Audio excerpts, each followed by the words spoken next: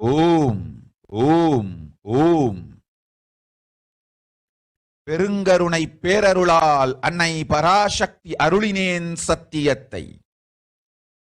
இந்த ஒரு சத்தியத்தை உடனடியாய் புரிந்து கொண்டு உங்களுக்கும் உலகத்துக்கும் நன்மை செய்து கொள்ளுங்கள். ஆதி கையிலாசத்து நித்யானந்த லிங்கத்தின் எல்லைக்குள் ஆருக்கும் கொரோனா கொடுந்தொற்று தீண்டாது. இந்த சத்தியத்தை அனுபவபூர்வமாகவும் அறிவியற்பூர்வமாகவும் முழுமையாக நீங்கள் புரிந்து கொள்வீர்கள். இது நிரூபணமாகும்.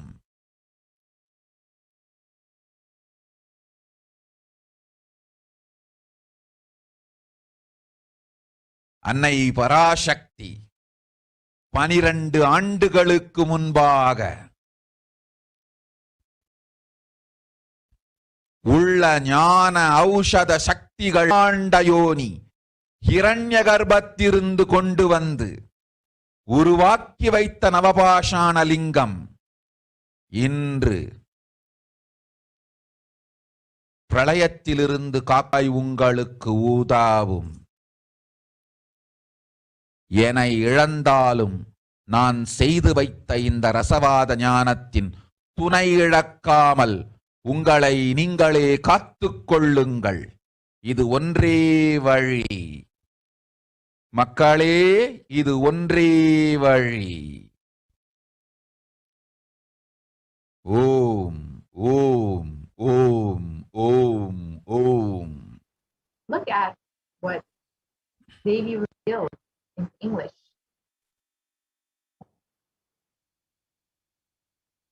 Even if children do mistakes in ignorance by getting stuck in Maya, as it is Parashakti, Paramashakti, Parashakti, Manonmani, my responsibility to save the cause from destruction.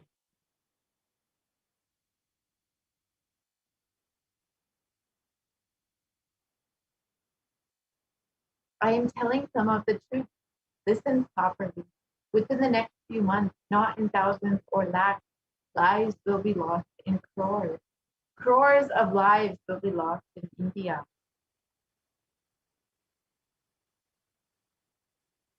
I'm telling you the truth. I'm telling you the good. Search for protection for your life.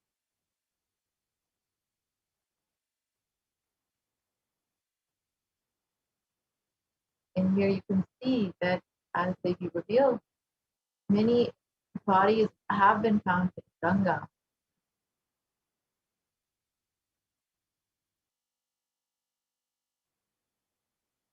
And many bodies have been found uncovered, and these dead bodies have been eaten by dogs that have gathered and feasted on the remains.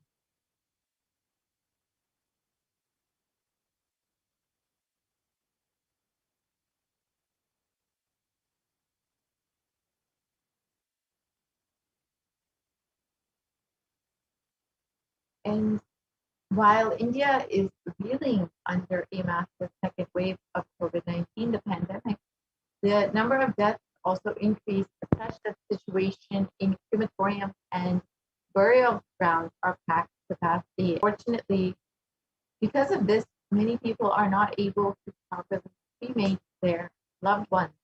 And literally, dead bodies are burning in the streets. The streets are literally becoming crematoriums.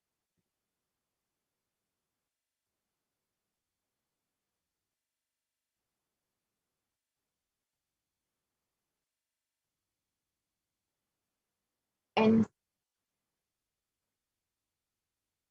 hundreds of dead bodies have been found dumped in the Ganga. And these bodies have been washed further down and could be eaten by stray dogs. And these bodies are said to be affected by COVID-19. And as Devi has revealed again and again, protect yourself during this pandemic. Continuously, Devi has been telling us to make protecting our lives as the first priority.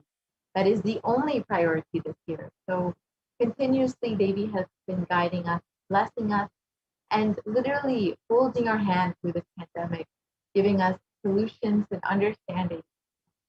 It Devi has literally been with us through this whole pralaya.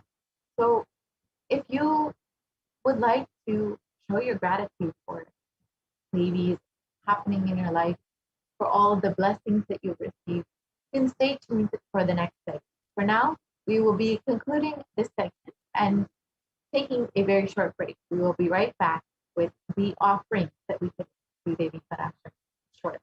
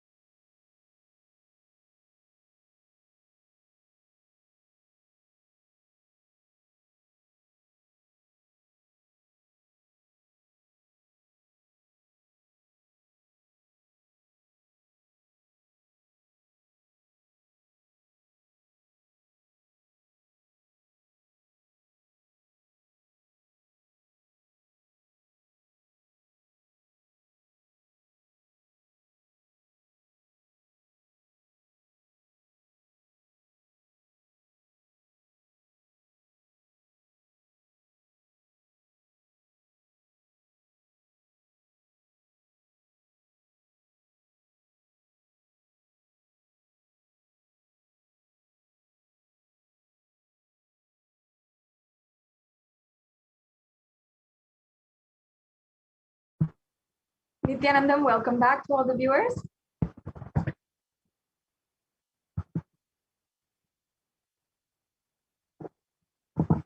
Now let us take a few quick moments and we'll begin the offerings to Devi Parashakti. I requested those slides can be projected now. I hope each and every one of you has been enjoying today's program and you have been understanding the various different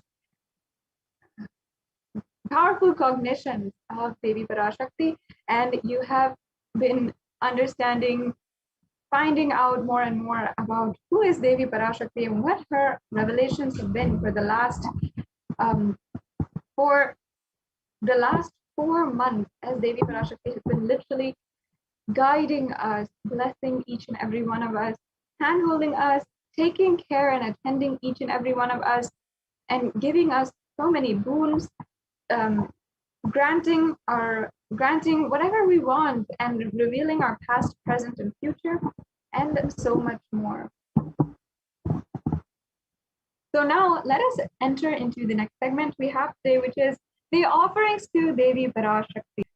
The offerings are all about gratitude in our life. And this might be a completely new concept for each and every one of you, or for some of you who might not know, but who always wanted to express this one quality that goes beyond all emotions, gratitude. And an offering is only out of pure love and gratitude. And often we misunderstand, misconstrue what is gratitude and what is pure love, what is compassion. We actually cannot cognize these divine emotions and these divine sentiments just with our pure logic. It goes beyond logic, and it goes into a mere factor of surrender towards existence and the universe as a whole, surrendering, being in oneness and experiencing that divine sacred space. Actually, there's a beautiful story which the Supreme Pontiff of Hinduism had narrated in the book called Guaranteed Solutions on the chapter from discontentment to gratitude. And the story goes that all of the scientists of the world and God were researching about how to do different research and development, and they saw that whatever God had made, whether it is a machine or whether it is plants and animals, whatever it is, the scientists were able to reproduce that just from their own knowledge. And they were trying to argue and throw a challenge at God that they could reproduce anything that God could produce. And so, in order to reciprocate this, God simply out of his own dust made man. And the scientists began to do the same. They started to collect all the dust that was at the feet of God. But then he said, wait, no, use your dust, not my dust. As you can see, often we forget that existence is the one who is taking care of everything for us. And gratitude is our natural disposition. It's our natural tendency. But we move away from that over the course of so much of pain, grievances over our lifetime. And we don't feel gratitude for even the basic things, even our very life. And these offerings are an expression of pure gratitude and manifesting, cherishing gratitude within inside of us. Because in Sanatana Hindu Dharma, we recognize that gratitude is the utmost emotion that you can feel, and that should be cherished more so than any other emotion, more so than love itself. That is why we have this beautiful science of ritualistic sevas and of worship. And in Sanatana Hindu Dharma, the rituals have supreme significance. We always acknowledge first in all offerings that cosmic energy exists. That is the first declaration that we make upon making an offering. And then we recognize the Nithyanandeshwari, Devi Paramashiva and Parashakti, and the Guru, the supreme concept of Hinduism, are representations of that very cosmic energy. And then we recognize that whatever we offer during these rituals to the representations reaches that cosmic energy directly. And finally, the most important, whenever we pray, we always declare Soham Asmi, that even when we pray, we are God.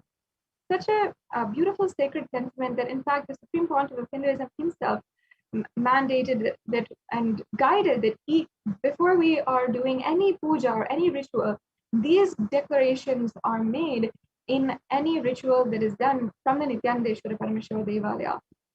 And having made this declaration is an important aspect of why we are making offerings, ultimately to experience oneness with the divine and express the highest of bodily emotions, which is gratitude. So if you are watching this right now, understand that there's no coincidence, and you can take part of this grand Leela of the Avatar through these offerings and simply offer your gratitude in order to attain the ultimate purpose of enlightenment.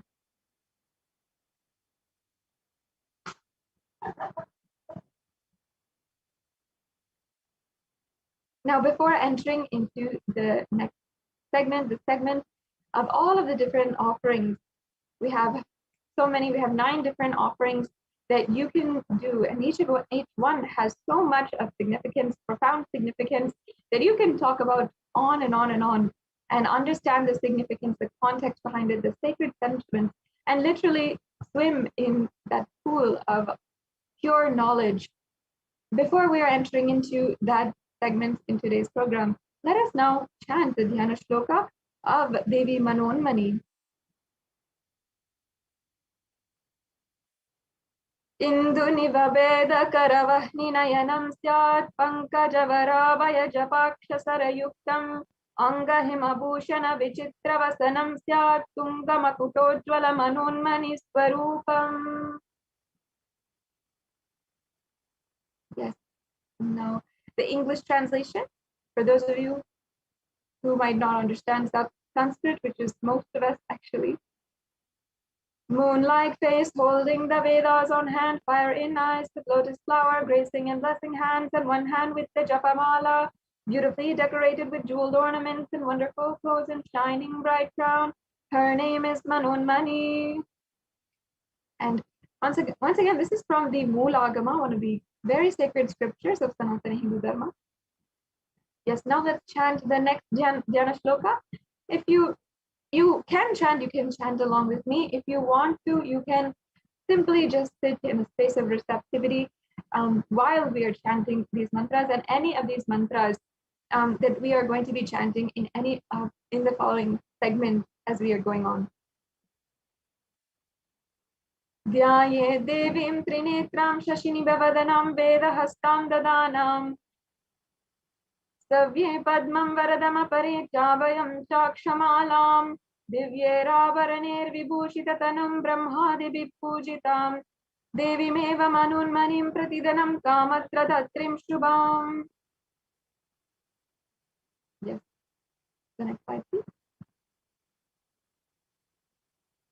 And the English translation now. I meditate on Devi with 3 eyes glowing like the moon and holding the Veda, lotus and gracing and blessing and gracing hand. She is wearing beautiful ornaments and she is worshipped by Brahma and other many gods and showers auspicious boons for all actions every day.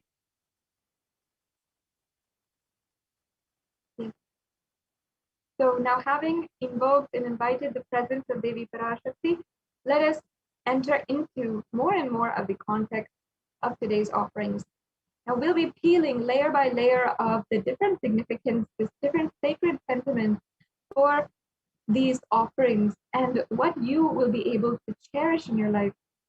Seems like we've gone to the last slide. Can we zoom back?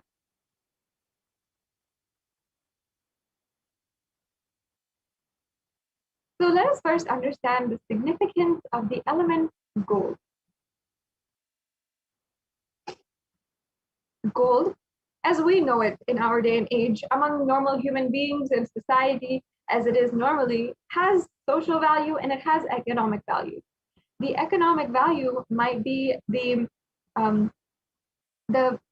fact that it is, in fact, a precious metal. It has a lot of money value, currency value, which is associated with it, and it is just worth a lot of money when it comes down to it.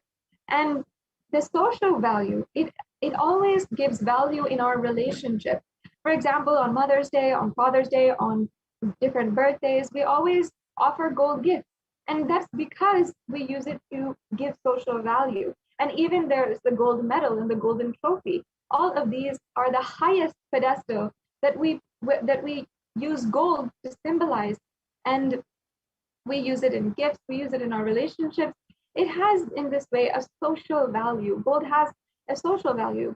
But often we do not understand the sacred value behind gold, its divine qualities. In fact, if we go to the previous slide, there is a verse from the Atharva Veda. And this verse shows us that the Vedic rishis understood the sacred value of gold, its virtuous powers, and its properties that can literally make you transcend from man to superhuman. And that's why we considered gold as a divine element. We recognize it for its spiritual qualities of transferring enlightenment energy and healing energy. And we also understood that gold should be distributed everything and everyone. That's why gold is present in all the scriptures, Agamas, Vedas, Shrutis, the Smritis, the Itihasas and Puranas, and also everything was built in gold and exchanged in gold, and even ritual fees were offered in gold bricks. When one was to be saved from life-threatening illnesses, gold was offered as a ritual fee. And gold was in abundance and used for weighing equivalent amounts of commodities, including cows. And kingdoms were built with huge doors of gold. The streets would have huge columns and huge archways made of gold. And horses and cows, elephants, all of the different animals in our society living within our civilization were revered as embodiments of the divine and also dressed and adorned in gold.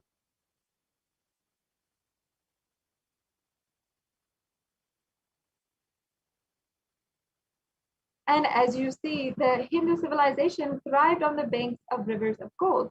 In fact, the Indus River was called the Hiranyamaya, or the river of gold, in the Rig Veda, and the river Saraswati was called the Hiranyavartani in the Atharva Veda. So gold is a supreme element that has spiritual value, not just social or economic value. And temples are constructed and paved in gold. Deities are made in gold and decked and adorned in gold because it preserves the enlightenment energy forever. And literally, it lasts for thousands of years.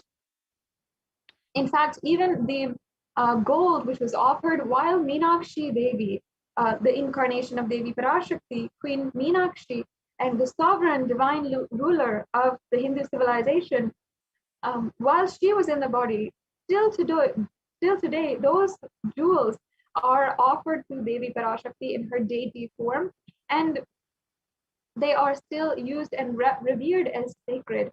So whatever you offer today, these different elements of gold is basically immortalized forever. And that is the ultimate significance of the verse that we had just understood from the Atharva Veda, that it has eternal and eternal properties and has so much that can last for so long, so much of power that can last so long. Yes. So now we have understood what is the significance behind gold.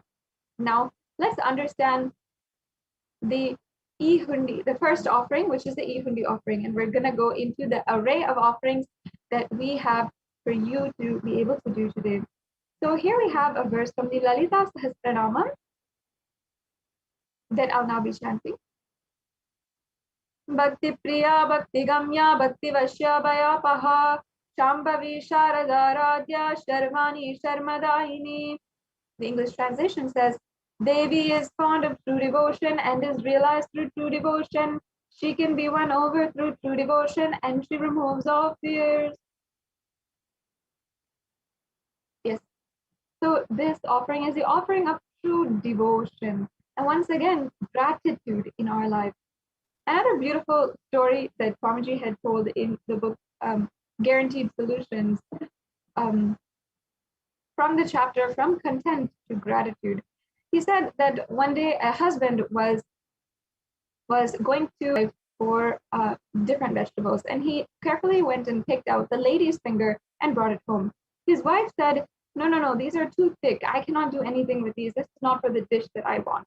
So then the next day he went back. He then carefully chose all of the vegetables that she would want as per what he thought, and then he went back. But then she again said, no, these are not good at all. These are too long for the dish that I have planned today. And then the husband again went back. Then he asked the shopkeeper, can you please pick out the vegetables that my wife wants? I'm not able to do it for her.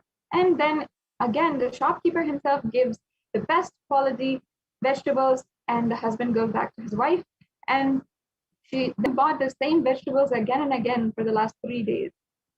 The mind is never contented.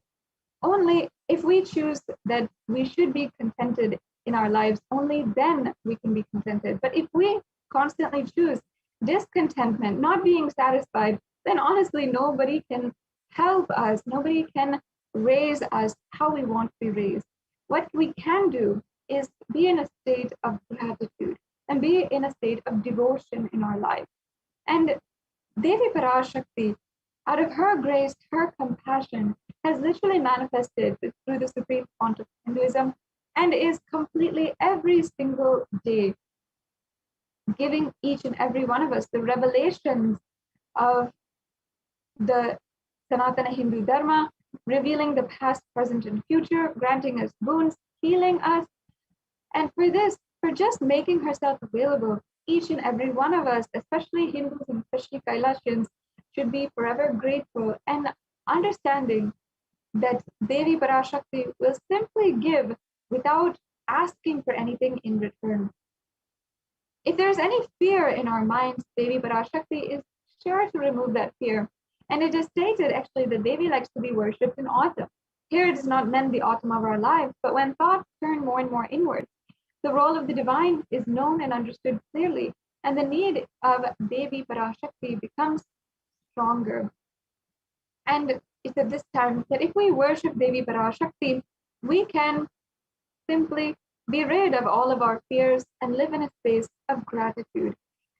This is something, an offering that you can make very easily. And at the end of this segment, we'll be going over how you can make the exact payments if you're wondering, and if you have any questions about it. So stay tuned until the end of the segment for any of these offerings. Yes, now let's go on. Now, next we have the Sankalpa chanting. The Sankalpa chanting is another very profound, a very profound offering. And the Sankalpa is actually a mantra that is offered before any ritual. And it's in fact an offering in itself. It can be removed from the offerings, from any of the offerings, and offered by itself as a way to manifest what you want into reality. And there's a beautiful verse here from Devi Mahatmyam, chapter 12, verse 34, which I'll now be chanting. Tayetam, sorry, if we can go back. Yep. Tayetam mohate vishvam shaiva vishvam prasuyate saya chitta cha vijanam tushta rudim prayajati. And the English translation says, the goddess enchants this universe, and she herself gives birth to this universe. That goddess, being prayed without interest in anything, gives the knowledge that leads to salvation and gives wealth in the materialistic sense. The Devi Mahatmyam is a glorification. It's literally a chapter upon chapter of the glories of the goddess. And in it, it says so many different times that Devi Parashakti gives without being asked for anything, without any conditions, and without interest or vested interest in what she wants from you. There's nothing like that. Devi Parashakti is a cosmic feminine energy which literally flows, and there can be no question of her asking for anything in return or her having any conditions for your love or your gratitude. Simply, she is flowing as the entire existence itself. She enchants this entire universe, as this verse says, and she is the one whom you can pray, and simply your wishes, your sankalpa will be granted. And not only this, the science behind prayer is very much known in even scientific research and many researches that have been going on. The science of sacred Sanskrit chants has been researched and developed in several different thought currents in several different fields, especially in trying to understand the quantum physics and trying to understand more and more about our universe and the reality of our universe. Scientists are still yet to grasp it, but Vedic rishis understood that there was a huge significance behind creating space, the creation of space, the chanting of these powerful vibrations, and doing the chanting and making a conscious resolution inside of us. And offering this sankalpa, the conscious resolution, blesses the person with the fruition of the desires and the wishes which you are yearning for.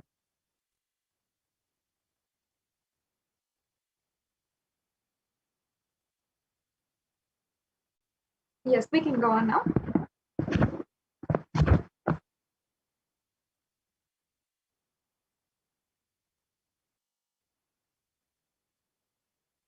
We can go on. The next offering we have is the Sahasranama Kastu. And in the Lalita Sahasranama, we actually see the verse where Devi Parashakti is described as Nama Parayana Prita, as you can see here. And this next offering is the offering of 1008 names of Devi Parashakti. It's a very special and unique archana offered to the Mahameru of Devi Parashakti. You can offer a gold coin inscribed with each and every one of these 1008 names and receive the blessings to have the Ananta Kalyana Gunas, all the divine qualities of Devi Parashakti. Yes, we can go on. Then the next offering is the Mukta Anguti, or the finger ring with a pearl. And now let me chant the verse here about the finger ring with the pearl and the significance of pearl to Devi Parashakti. मुक्ताहारणलसत्किरीटरुचिरां पूर्णेन्दुवक्त्रप्रभां शिञ्झन्नूपुरी किङ्किणीमणिधरां पद्मप्रभावासुरां सर्वाभीतपल्वाणी रमासेवितां मीनाक्षीं प्रणतोऽस्मि सन्ततमहं कारुण्यवारां. And the goddess Meenakshi, whose crown has garlands of pearls and face shining like a full moon, who wears anklets that are studded with gemstones and has small bells, who lotus and who grants all wishes, the daughter of the mountain, who is worshipped by goddess Vani and Rama. I remain ever bowing to the goddess Meenakshi, the ocean of compassion.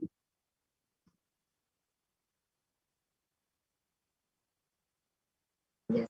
So you can offer this finger ring with a pearl to the Devi Parashakti, who is the embodiment of compassion, the pearl being the symbol of compassion itself. And by her and you can receive the blessings of her compassion and pure love in all your business endeavors.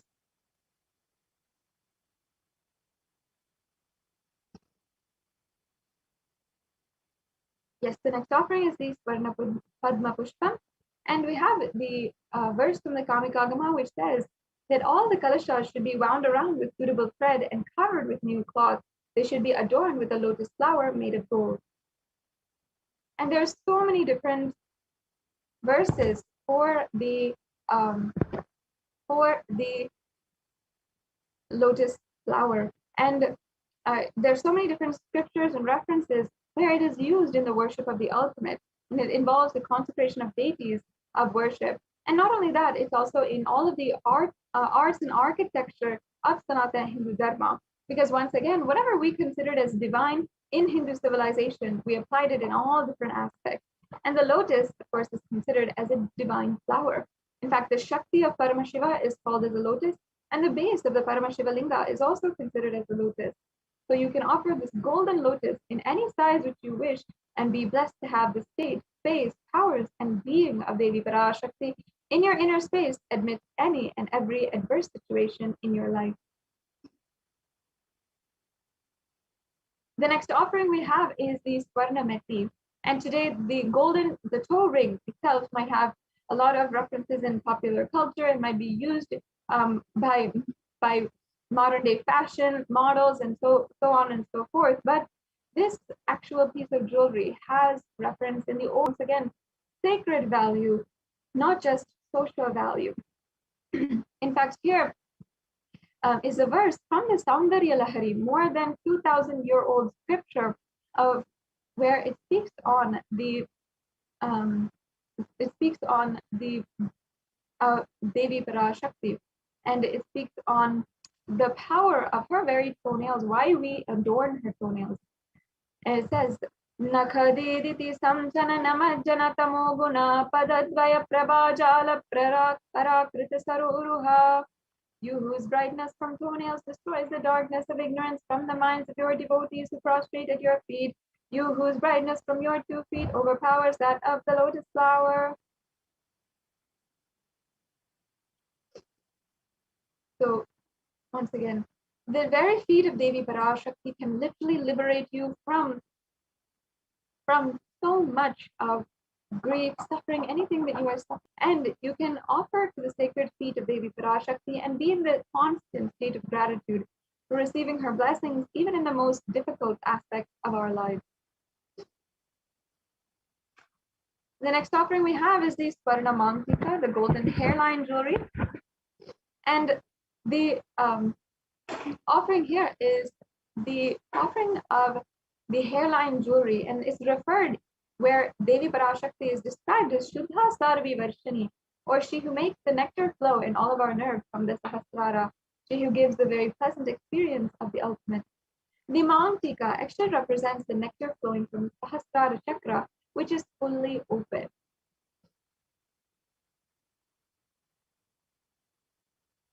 Offer the Mantika to the Devi and receive the blessings of achieving the blissful state of overflowing gratitude and the space of complete completion.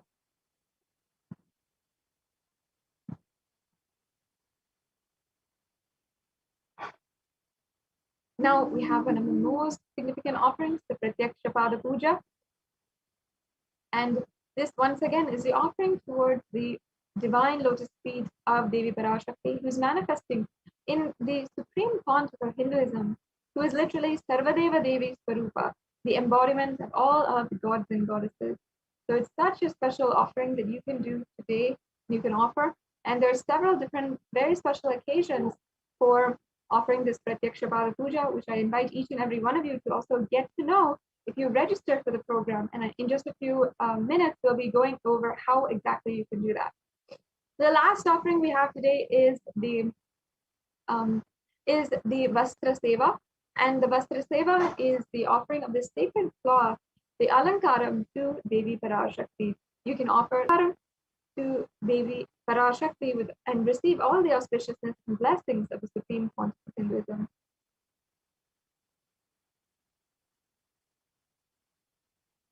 Yes. So here we have a summary of all of the different offerings that are available for you to offer today. The Ihundi offering, which you can make for any amount. The Sankalpa chanting, which is $1. The Devi Sahasranama Kasu, which has several different levels, as you can see here. And we also have the Mukta Anguti and the Swarna Padma Pushpa, which also have different levels. The Swarna Metti, the Swarna Mantika, the Pratyaksha Pada Puja, and the Vastra Seva. So you don't have to feel impossible in any way or form. You can make the offering which you feel is possible. And if you feel that you want to express your gratitude, you can offer today and ensure that you are expressing your gratitude towards Devi Parashakti, experiencing the ultimate oneness with Devi Parashakti. So yes, as I was saying before, you can register and keep yourself up to date with the future offerings that we have, the special occasions that are coming up, and you can get the help you want in manifesting any one of these offerings today by registering and making an intention for an offering at tiny.cc/bhavasamadhi. So if you go to this registration form, you'll be able to see the you'll be able to see this. And the next stage we have is the online payment. If you're ready to make a payment, if any one of these offerings kindled your seeking inside of you to experience that ultimate space, then you can go to tiny.cc/Devi-offering. And after the payment is done, you can go to tiny.cc/Sankalpa2021 and make sure that you are filling out this form after the payment is done, as it is a mandatory step in order for the puja to take place properly and your name be chanted during the puja. So yes, as you can see, this is the direct link to the tiny URL, tiny.cc/Devi-offering. If you go to that link, you'll go to this page, and you can see you can just select in the drop-down menu which offering you want to do, and then you can go to add to cart. Then you can select the offering that you'd like to make and review your cart, and then you can proceed to checkout. And once you've proceeded to checkout, then you can fill out your billing details and your payment details. You'll see the kind of payment types that are accepted through this payment gateway. And then you can go ahead and submit your payment. So as you can see, it's a very easy process to make an offering. You don't need to feel confused. You don't need to feel like you might not be tech savvy enough. You can simply make one of these offerings. It's just 3 clicks away to make an offering. And also, after you're making a payment, you have to make sure that you are going to Sankalpa 2021 form, and that is this form here, and the link is provided. And you can see it's just a very quick form where you're going to give your payment order number and your names and the names of your family members, which will be chanted during the puja. Yes, so very easy step. Now, we also have the Bhava Samadhi Darshan form, which I invite each and every one of you, regardless of if you can make a payment right now or not, to go ahead and fill out. If you are interested in making an offering, not now, but perhaps in the future, you want to do it, you want to manifest this in your life. I'm sure there's many of you who want to manifest an offering for perhaps a birthday or for a special occasion in your life, or for a new venture that you are starting to receive blessings of Devi Parashakti. You can go ahead and make your intention with this form. Now, the last option that we have is the YouTube Super Chat. And in the YouTube Super Chat, you can make a donation And as you can see here, you can go to Kailasa's HDH Nithyananda YouTube channel, which is circled, and press join. Once you press join, you'll be led through the steps of how you can join, and then you can make a donation through the YouTube super chat. So you can go to the $ icon and see the chat, and as well you can comment your questions or to Devi Parashakti as well in this way. So you'll be able to see a $ where you can make a donation through the YouTube super chat, and you will press donate, and then you can either pay through credit card, debit card, or through PayPal. So there's another option here, which is PayPal. If you guys want that option where you want to pay through PayPal, this is also available to you in this way. So yes, now that brings us to the conclusion of this segment in today's program. And we'll now be moving on to the next segment.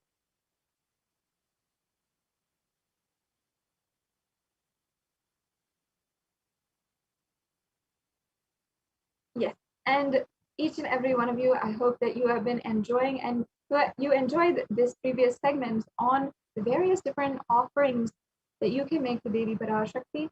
Next, we'll be continuing the next segment in today's program, where the representatives from Adi Kailasa Sarvagya Peetham will be guiding us on how exactly the Supreme Being and literally saving the lives of so many people across India, as the third wave of the pandemic is still literally plaguing the entire society.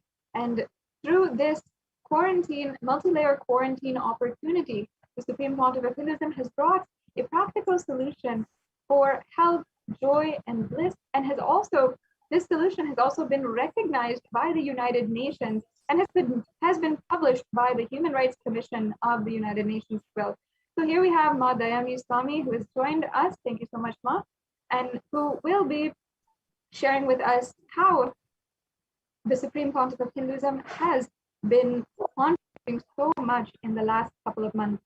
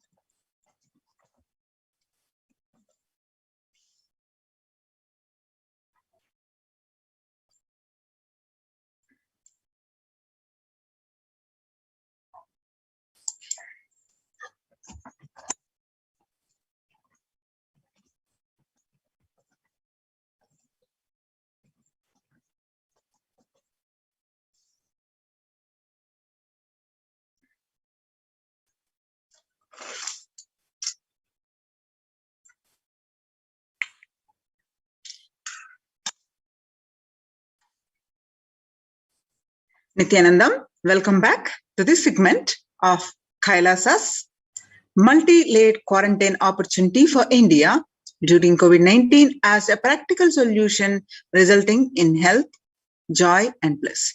With the blessings of the Supreme Pontiff of Hinduism, let's start with the Sadguru Vandanam.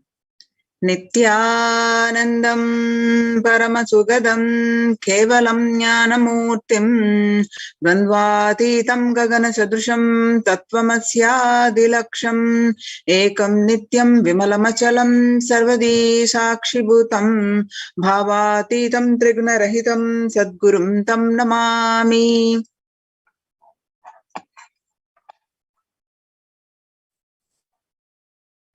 Yes. On the 31st May 2021, Devi Parashakti revealed a very important message, how the pandemic is going to do the krimi bhojanam, that means the eaten by the worms. So let's understand what Devi is saying. It is in Tamil, and we are going to present the transcript of this. Let's listen in her Devi's own words. நீ சொல்லும் நபர்கள் போடும் சண்டை சச்சரவெல்லாம் எரியும் பெருநெருப்பில் இருக்கும் இரண்டு எலிகள் போடும் சண்டை போன்றது. யார் சரி யார் தவறென்பது இப்பொழுது முக்கியம் அல்ல. உயிர் காத்துக் கொள்ளுங்கள், எல்லோரும் நன்றாய் புரிந்து கொள்ளுங்கள். நன்மையைச் சொல்லுகின்றேன், உண்மையைச் சொல்லுகின்றேன். இந்திய நாட்டில் இருக்கும் மக்கள் எல்லோரும் கேளுங்கள். கருட புராணத்தில் வியாசன் சொன்ன கிருமி போஜனம் என்னும் நரகம் திறந்து நேரடியாய் இந்தியா மீது இடிபோல் விழுகின்றது. ஆதி கைலாசத்திற்கு ஓடிச் சென்று வருமுன் காத்துக் கொள்வது மட்டுமே ஒரே வழி. கொரோனா பெருந்தொற்று கொள்ளை நோய் கிருமி போஜனம் எனும் நரகத்தை பூமிக்கு கொண்டு வந்து விட்டது. அகோர தாண்டவத்தின் ஆட்டம் யாராலும் அடக்க முடியாத அளவிற்கு ஆரம்பித்து விட்டது.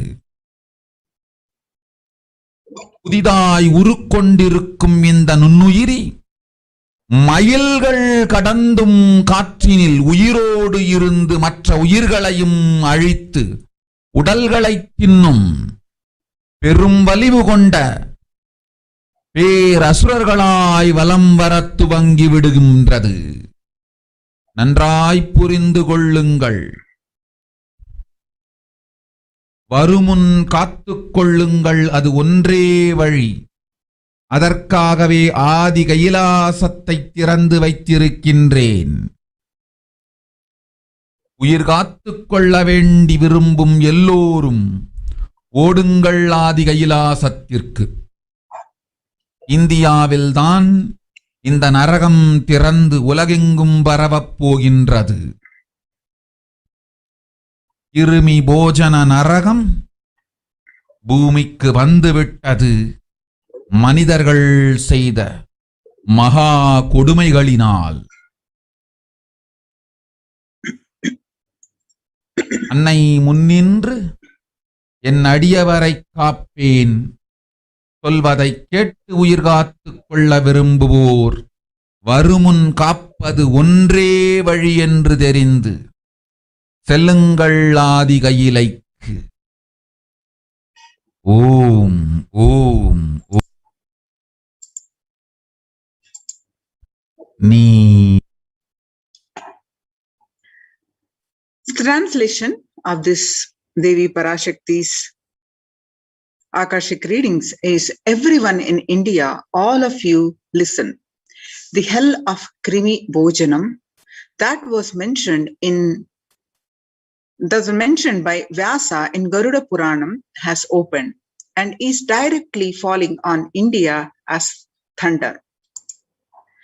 Running to Adi Kailasa and protection by the preventive quarantine. From it is the only way. Deadly corona life-taking disease has brought the hell known as Krimi Bhojanam to earth. The dance of Aghora Thandava, which no one could control, has started. This microorganism that has formed will be alive in air for miles together. Destroying other souls, it will eat bodies. It has started roaming as great demons with a tremendous strength. Understand properly, prevention is the only way. For that, I have opened Adi Kailasa. For those who want to save their lives, all of you run to Adi Kailasa. Only in India, this hell is going to open and is going to spread to the whole world. The Krimi Bhojanam hell has come to the earth because of the sufferings done by the humans.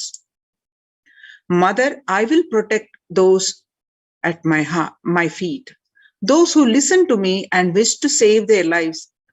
Learning that prevention is the only way, go to Adi Kailasa.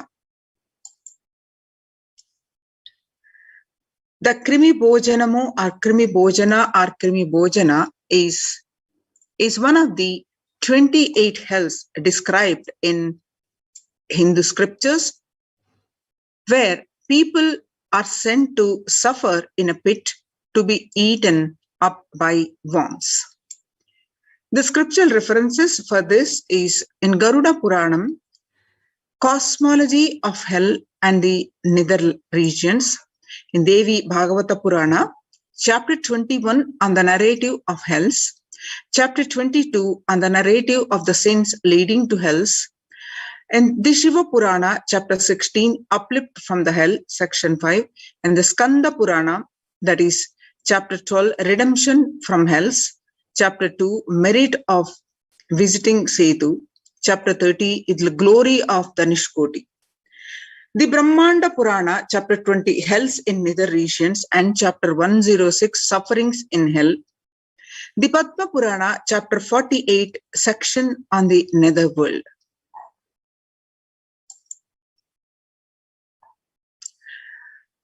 The various statistics of across the world.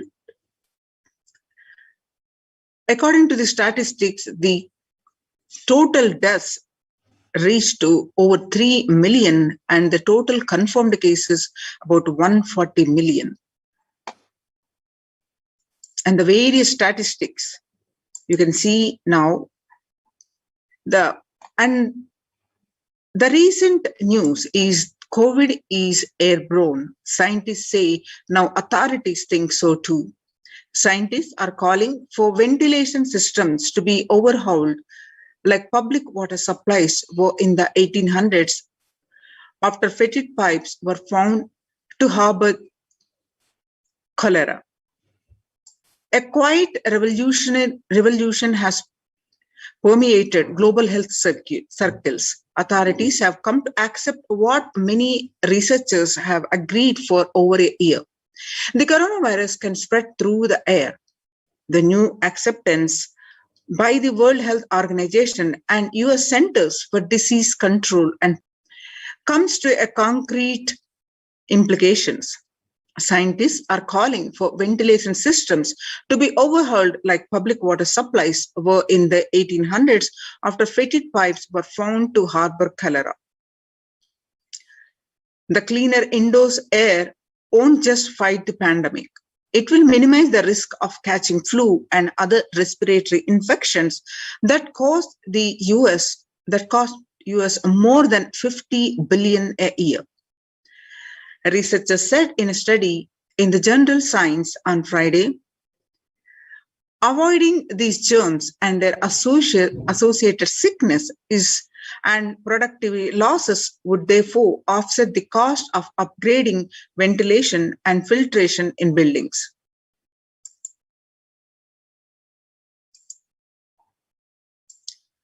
And the SARS-CoV-2 virus can travel on very small particles that disperse quickly outdoors, but can build up inside.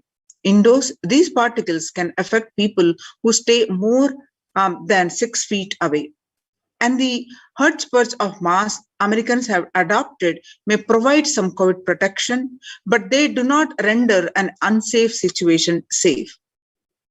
Though scientists have been discussing airborne transmission for months, it was only last week that the World Health Organization and the CDC made this official. With the vaccine rollout still in its early days across the world, those officials should follow up this belated admission with guidance that people can use to minimize their risk. According to the Mint, the air is confirmed. What can we do about it? The Hindu explains is airborne transmission of COVID. In a letter, what have scientists organization? How does the disease pass from one person to another? The story so far is on Monday, July 6th, 239 scientists from 32 countries put their signatures on an open letter that said COVID-19 is also transmitted via aerosols. Titled, "It is time to address airborne transmission of COVID-19." an address to the World Health Organization, WHO, they said there was enough evidence to show that viruses are released during exhalation, talking, and coughing as micro droplets small enough to remain aloft and pose a risk of exposure at distances beyond 1 to 2 meters from someone who is infected over 3 to 6 feet, recommended for physical distancing between people to avoid transmission. You can see more and more statistics, the confirmed cases, active cases. You can see across the India states statistics.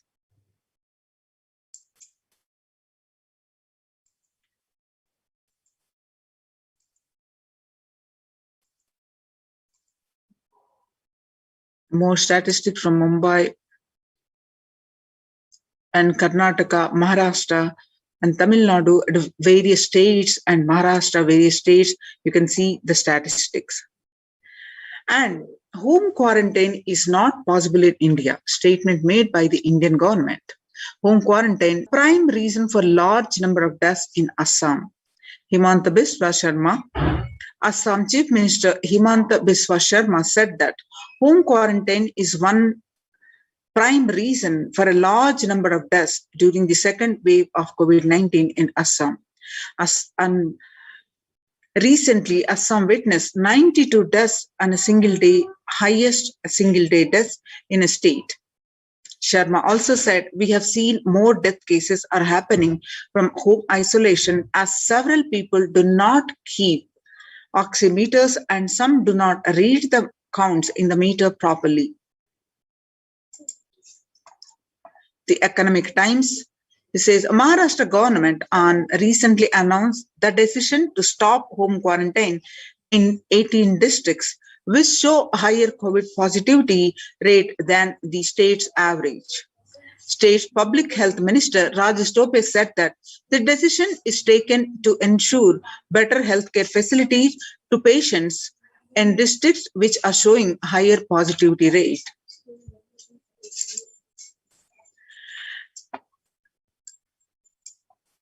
About 41% of the houses have just a single room, which is shared by 5 people.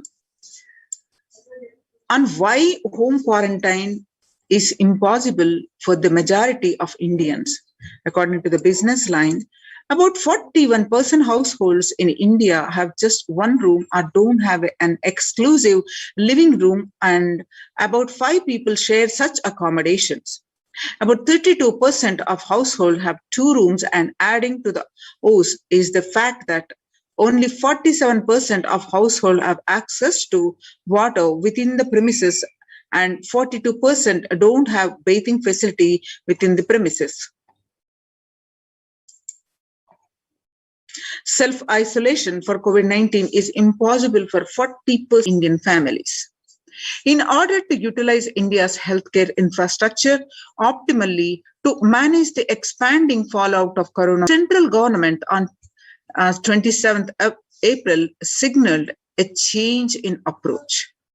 From mandating that every person who tests positive for the virus be moved to isolation beds in dedicated hospitals or units, the government allowed home quarantine for those with mild symptoms. The key additional condition was that their house should allow for self-quarantining. That in India, it's easier than said than done. According to the census of 2011, about 42% of Indian households were living in houses where an average 3 or more people were sharing a room. In the context of coronavirus, this challenge of physical distancing is greater in rural areas, about 45% of households, than in urban areas, that is about 35% of households. Only one state, Kerala, is looking relatively dignified at this metric, and all the districts are reporting at least 250 cases have anywhere between 34% to 54% household, averaging 3 or more to a room. So, where is the space for home quarantine in cities? In New Delhi, the health ministry last week said that more cases of coronavirus had been asymptomatic or mildly symptomatic and had advised home isolation for such people. It also said that 65% cases across the country were reported from the metros and big cities. However, census data suggests, and experts also agree, that following the ministry's guidelines on home quarantine is near impossible, particularly in urban households. The guidelines on home quarantine say the person showing COVID-19 symptoms have to remain isolated in a well-ventilated room, preferably with an attached toilet. If another family member needs to stay in the same room, it is advisable to maintain a distance of at least 1 meter between the two, it is stated. So when the first world countries closed their borders during a massive global emergency, Kailasa has opened its doors to all without exception. The Supreme Pontiff of Hinduism reveals that at least 6 months back, I became aware that multi-layer quarantine is needed to protect people. If you are in India and you want to protect your immediate family or extended family, anyone who will listen to you, get them immediately to our campuses. The free COVID care centers opened across India are Adi Kailas in Bidadi, Bangalore, and Salem Adinam in Tamil Nadu, Tirunnamalai Adinam in Tamil Nadu, Rajapalam Adinam in Tamil Nadu, Puduvai Adinam in Tamil Nadu, Pattanam Adinam in Tamil Nadu, Srirangapadi Adinam in Tamil Nadu, Sripuram Adinam in Hyderabad, Madurai Adinam in Tamil Nadu, and Avattipalam Adinam, Erode, Tamil Nadu, Huzur Adinam in Tamil Nadu, Baroda Adinam in Gujarat. Kailasa rushes to help as India finds itself on the verge of the COVID-19 third wave. So the multiple free COVID care centers opened across India to protect one and all, and various social services offered during the pandemic in Nithyananda Adhinams across India, and spiritual services across the ecosystems, across the cosmic revelations on global pandemic. The free social services offered during the pandemic across India are the Kailasa's de facto spiritual centers, which includes, but not limited to, medical care, which is allopathy, Ayurvedic and Siddha medicine, fire safety equipment maintenance, infrastructure to accommodate thousands, accommodation for multi-layered quarantine, emergency ambulances and ICU on wheels, groceries collected for Annadan, and organic farming. So join Kailasa's COVID care protection centers. Register now through the link below, https://kailasa.org/Kailasa care. Now let us see glimpses from Adi Kailasa's Department of Health on COVID protection for Adi Kailasa Sarvajnapeetham. The immunity boosters and COVID care supplements procurement. Allopathic immune boosters are Zincona, vitamin D, and vitamin C. Through Ayurvedic medicine, immunity boosters are being provided to protect all the residents of Adi Kailasa. The immunity boosters and COVID care, the streaming once a day with tulsi, eucalyptus and nochi and turmeric leaves from the healing trees here in the Adi Kailasa. Twice a week, consumption of Kabasura Kundanir, a mixture of pepper, ginger and clove and other ingredients.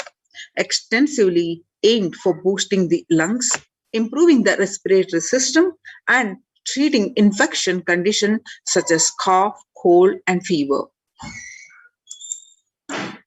Neelavembu Kundini to be taken once a week. Agastya Lehyam 5 days. Talisadi Vatakam 3 to 4 tablets per day for 5 days. Indugunta Kathayam, Amrutottara Kashayam both for 5 days. 1 teaspoon with 50 ml of warm water. Sudarshana Gulika once every 5 days. Gargling with salt and turmeric twice a day. Spiritual routine, Panchakriya, Haritaki, castor oil, neem juice, Pratama Vinyasa Krama, that is Nitya Yoga, Trinetra Kumbhaka and Puja.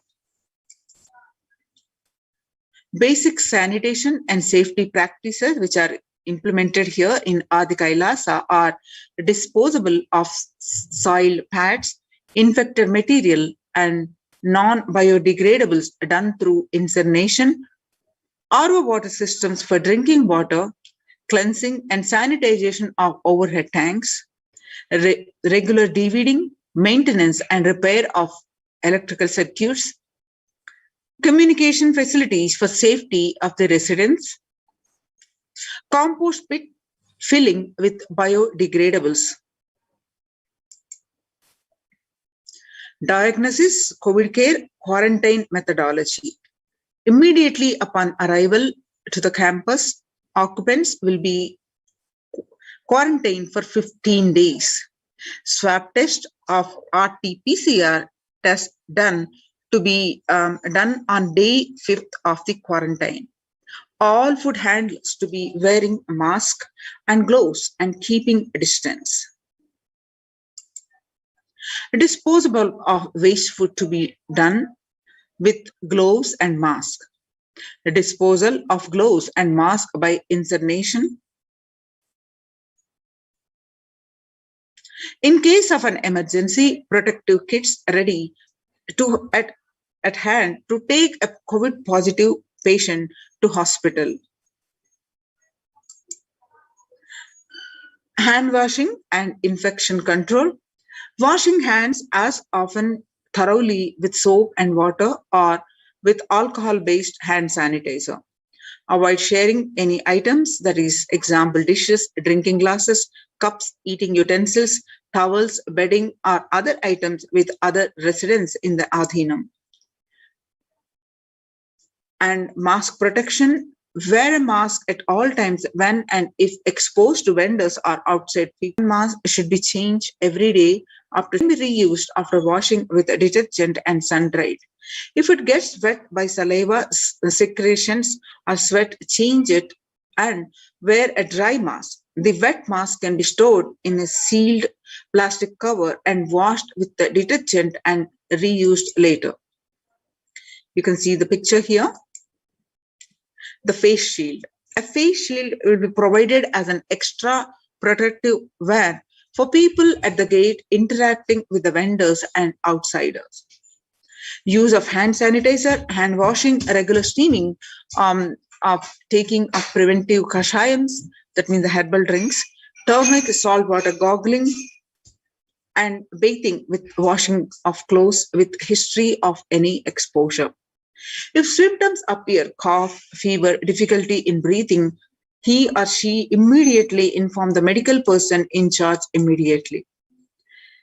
The quarantine rules includes the first line of quarantine, people in the first circle who are in contact with the vendors, the area of stay confined to the outermost area where the communication with the outside is happening with the vendor side. Stay in a well-ventilated single room, preferably with an attached separate toilet. A person should not come into contact with the inmates of Adhinam, especially elderly people, pregnant women, children, and persons with no comorbidities, that is hypertension, diabetics, heart problems, asthma, etc. Restrict his or her movement within the area or room, first line of quarantine.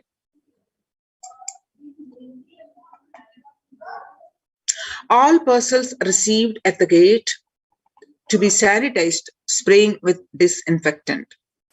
This is regarding the delivery of packages. All deliveries will be contactless delivery. Wearing of face coverings and hand gloves are mandatory if contactless delivery is not an option, or request the delivery to be left in a protected and isolated place. The outer packaging of the item or product will be disposed before it enters the Adhinam. Packages will be quarantined before being delivered. All the delivery bags, boxes, and containers will be thrown away after transferring the items in their respective places. The surfaces of the package will be cleaned with a simple disinfectant and left to dry. All handling and packaging will be thoroughly washed with a soap and water and or antibacterial solution frequently.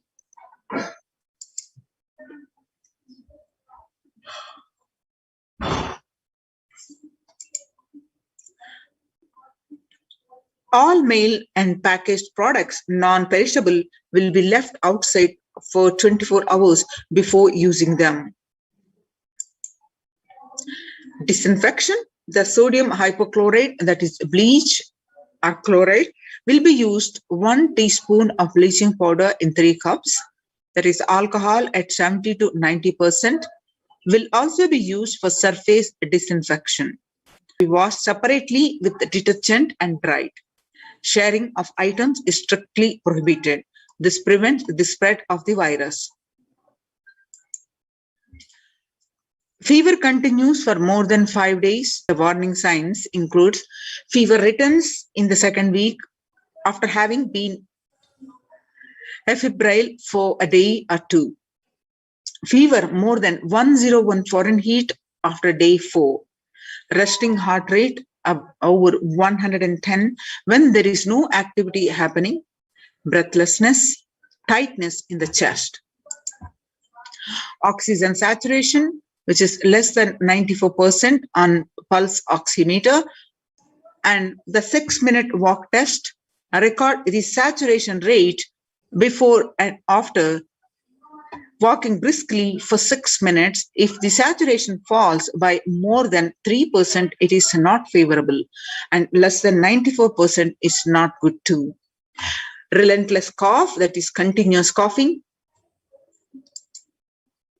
You can see the in-campus ambulance. You can see the ambulance on wheels. Prevention is the best medicine. People who come in as newly will be given a separate room with toilet facility. Under no circumstances will they exit the room.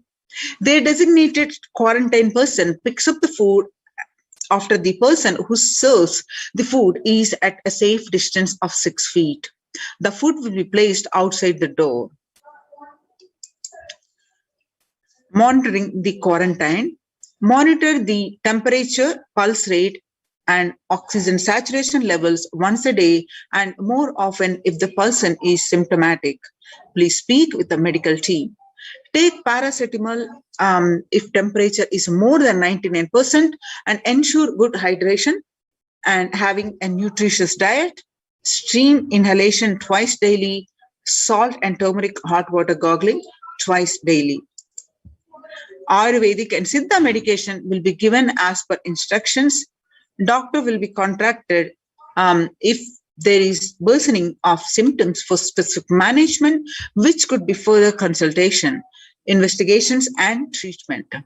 Residents will be asked to continue taking medications if they are on blood pressure, sugar, or heart elements, etc. Doctors will be consulted if comorbid conditions pose a higher risk.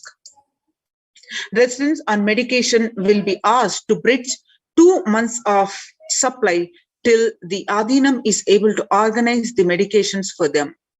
Residents will be asked to take a long deep breath, pranayama, lie in the prone position on the tummy as much as possible so that the lungs expand well.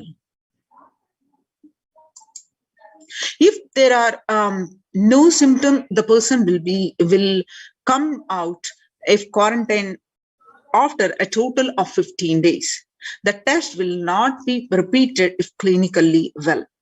If there is a symptoms, a person will need to be requested and need medical opinion and necessary investigations and treatment. Common symptoms which will looked out for: fever, sore throat, fatigue or excess tiredness, cough, the mostly dry or wet cough in some, body aches, headaches, loose stools, vomiting, loss of sense of smell, loss of sense of taste, exhaustion, giddiness, and fainting. Previous mentioned symptoms will be provided with immediate evaluation and hospital care. Early detection of these warning signs and identifying the timeline is very crucial for better outcome. This will be monitored very closely and is the most important thing that needs to be done. Identifying day one of symptoms is very crucial in the management with respect to monitoring the treatment protocols. Day one would be when the very first symptoms started. Investigate for further possible source of contact, and all the people who have come in close contact, that is 3 to 6 feet range, with the primary case in the last 3 days need to be isolated separately and monitored for symptoms as well. Infectivity starts 0 to 3 days before the uninfected person shed the virus till 9 days. Any of the above symptoms in various combinations signal the possibility of COVID-19, even though the symptoms can happen with any viral infection. In a pandemic, it is to be considered as the possible diagnosis until proven otherwise. Rare presentations are known: rash on body, bluish discoloration of the fingers and toes, sudden onset of breathlessness, heart attack, strokes, paralysis of the limbs. Any suspect case should be immediately isolated. The RT-PCR test is to be asked for an asymptomatic people immediately. The contacts will monitor for symptoms and will get tested if any symptoms show up, else to wait for 5 days. If they continue to be asymptomatic, they can check their status thereafter. A negative report ensures they can move into the community. Only an assigned member will be tasked with taking care of the quarantine person. Use disposable gloves when cleaning the surfaces or handling any soil linen of individual. Washing of hands after removing the gloves. No visitor to be allowed in the vicinity of the quarantine person.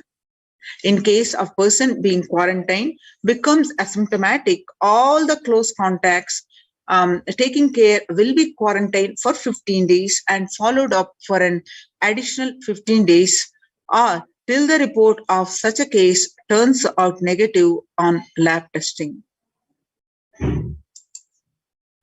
Clean and disinfected frequently touched surfaces in the quarantine person's room, that is bed, frames, tables, etc., daily with bleach solution.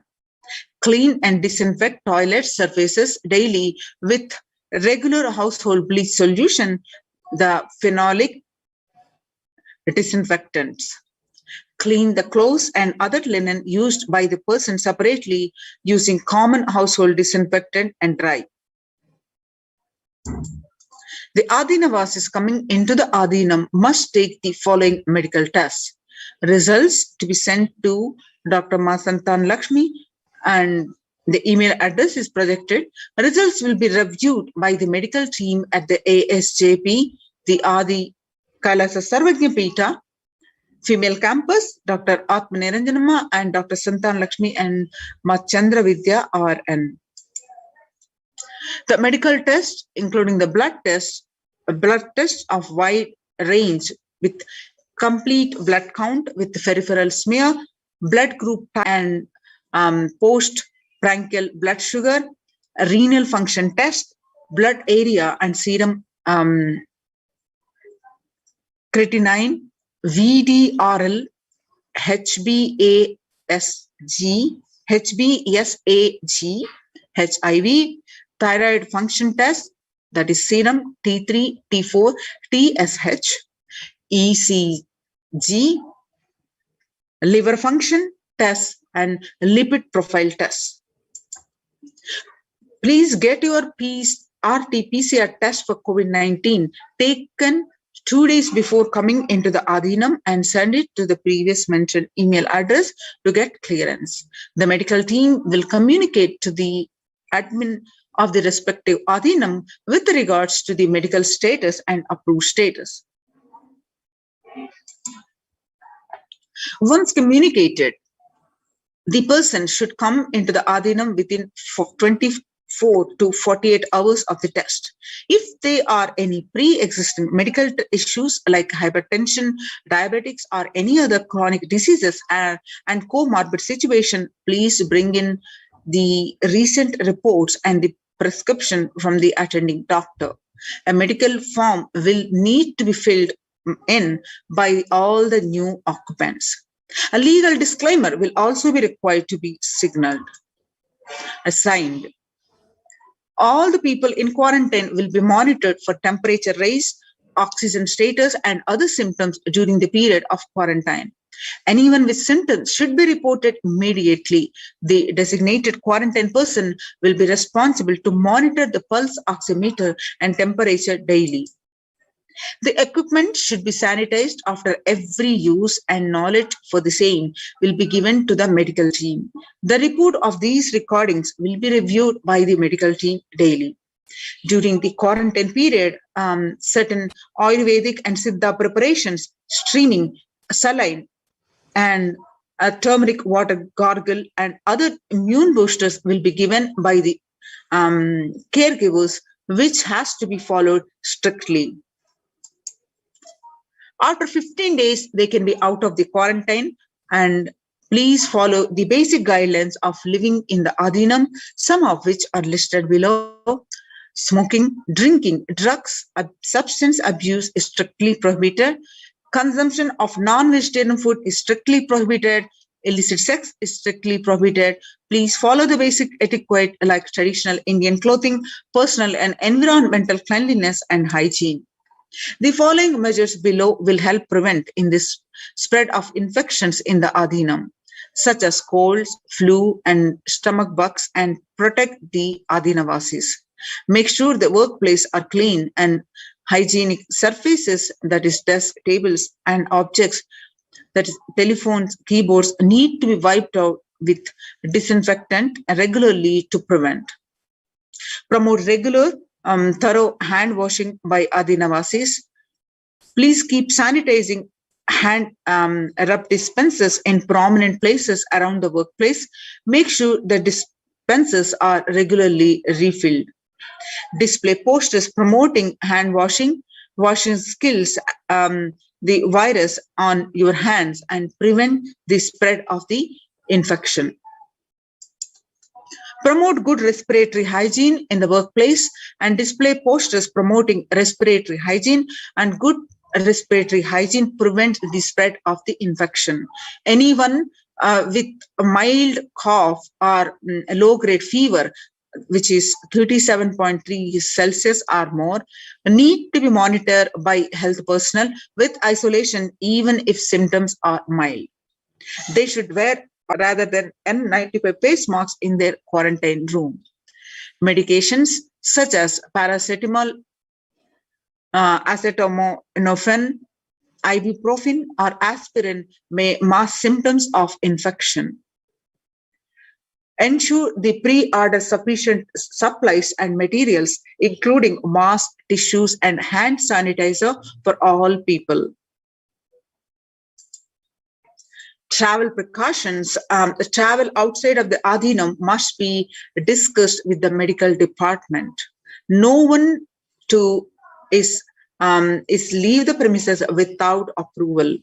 Plan of actions: when someone is infected with COVID-19, the plan should cover putting the ill person in an area where they are isolated from others. Local health authorities will be notified. A medical team have a working relationship with a good hospital for any medical emergency.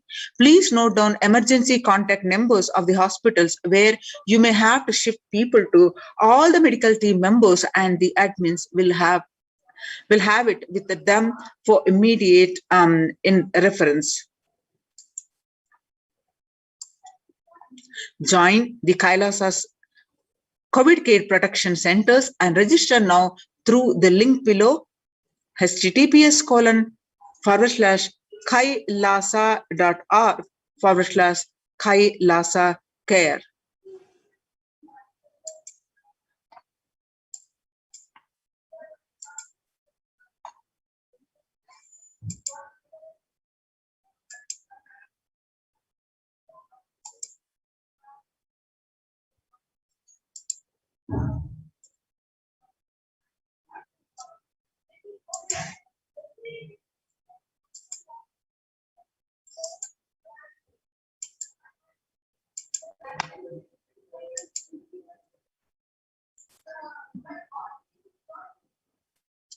Now, we have seen the medical departments, the preventive measures in the Adi Kailasa Sarvajna Peetham, one of the COVID care protection centers. Now, we'll also see the Kailasas multi-layered quarantine opportunity for India during the COVID-19 as a practical solution for resulting in health, joy, and bliss. How the solutions are implemented across these protective centers and recognized by the United Nations. COVID-19, India reports the 41,195 new cases with 490 deaths in a just single day. The Akashic readings from Devi Parashakti reveal it causing the mental distress. And State of the World reports confirming the same. Not only people dying in crores and mental retardedness, you will also see minds getting collapsed. Freedom from all this is suffering is the life of living enlightenment. First, prevent yourself from this deadly corona. Oh people, do the job of saving your life as first priority.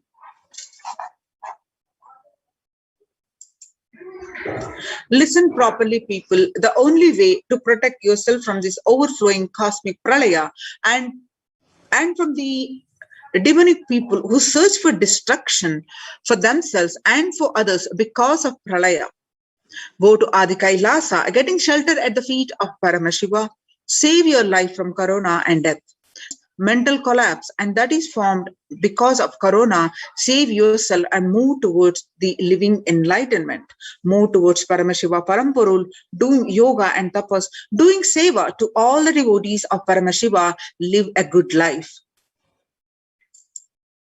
Just for that, I have opened the doors of Adi Kailasa for all those in the universe, not only human beings, as even Siddhas, Jnanis, and Yogis have come and are doing penance in Adi Kailasa. For everyone who come, goodness, prosperity, Jnanam and Yogam will overflow. Do not have fear, bliss is there.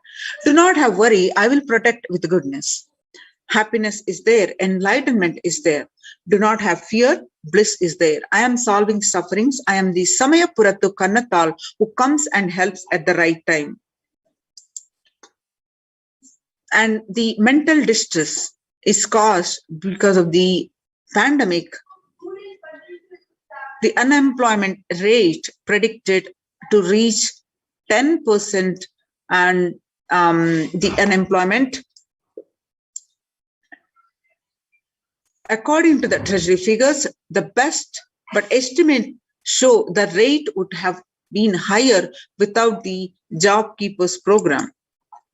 The next reason is, along with the unemployment, the rising food world prices causing concerns among the people.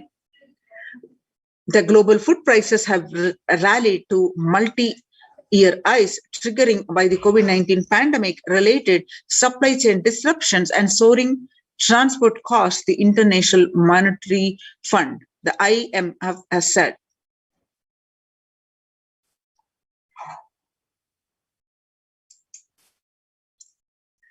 The revelations on the Devi Parashakti on 5th June 2021 about the concerns of the mental health across the world, and media articles also confirming the same on following the Devi revelations. Media articles according to the Global News on 6th June 2021, psychiatric symptoms like depression, anxiety exhibited by the COVID-19 patients. According to a new study, neurological symptoms like depression and anxiety are also showing to be common in those who have contracted COVID-19. BMC Psychology, Impact of COVID-19 on the Mental Health of US College Students. Results indicate that students closer to graduating faced increases in anxiety, about 60.8%, feeling of loneliness, about 51.1%, and depression, about 59.8%, and many reported worries for the health of loved ones. The most impacted their mental health stated about 20.0%, and they need to take care of the family most affected current and future plans, about 31.8%. Almost one half of the students took to exercising and other remedies. The rates of anxiety and depression among the college students continue to soar, the researchers say. Researchers at the college who have tracked the moods and the behaviors are about 200 college students for 4 years say stress levels are at their highest. When they entered the school as a freshman in 2017, in the hopes of understanding how they behave, they have seen students' stress levels rise and fall, usually in tandem with the midterm and final exams. But since the onset of the coronavirus pandemic, rates of depression and anxiety have soared and have showed no signs of coming down, said the Andrew Campbell, a researcher and computer science professor. Coronavirus is a PTSD event. Much has been said about the mental health crisis that is related to the coronavirus pandemic. Much of this information has focused on the all-consuming anxiety, panic, and we are experiencing. While this is important and needs to be at the forefront of discussions, something that has not been discussed is the psychologically traumatic nature of what our nation and our world is experiencing. The increased prevalence of post-traumatic stress disorder is expected to emerge as a primary factor driving the growth of the global post-traumatic stress disorder therapeutics market over the period of assessment. The global stress disorder, the post-traumatic stress disorder, PTSD therapeutics market, what it was in 2019 and what it's going to be in 2027, there is a rise in 11.91%. According to the CNN by the United Nations, there is a high prevalence of mental distress in countries across the globe due to the coronavirus pandemic. According to the United Nations and the World Health Organization, the impact of the pandemic on the people's mental health is already extremely concerning. World Health Organization Director General Tedros Adhanom said in a news release recently.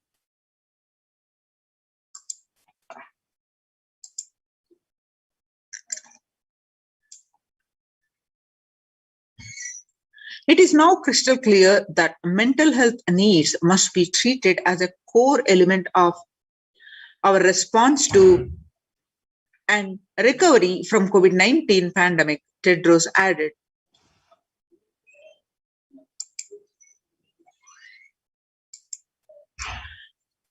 And the solutions are: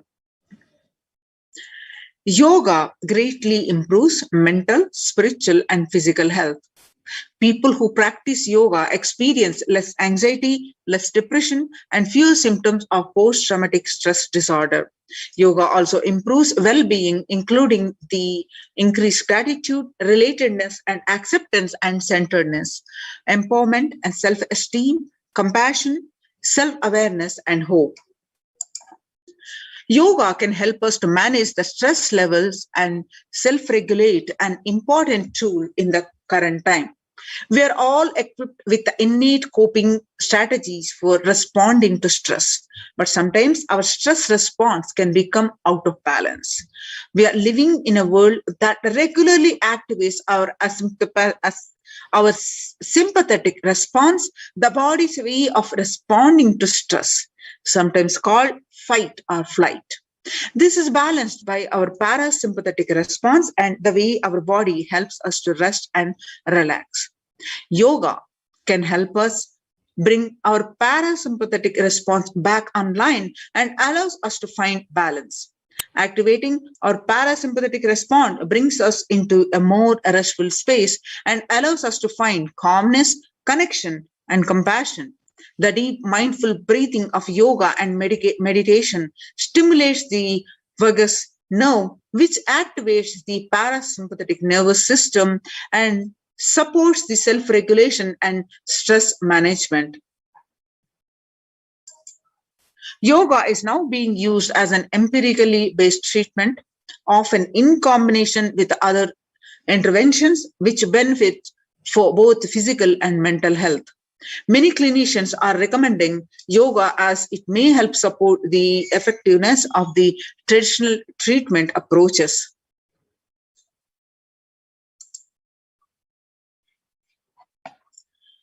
According to the Psychology Today, when we actively choose a tool of self-care, we better equip ourselves to survive and seek resilience in difficult circumstances. While this is but one tool, yoga offers the potential for connection and well-being, even in these challenging times.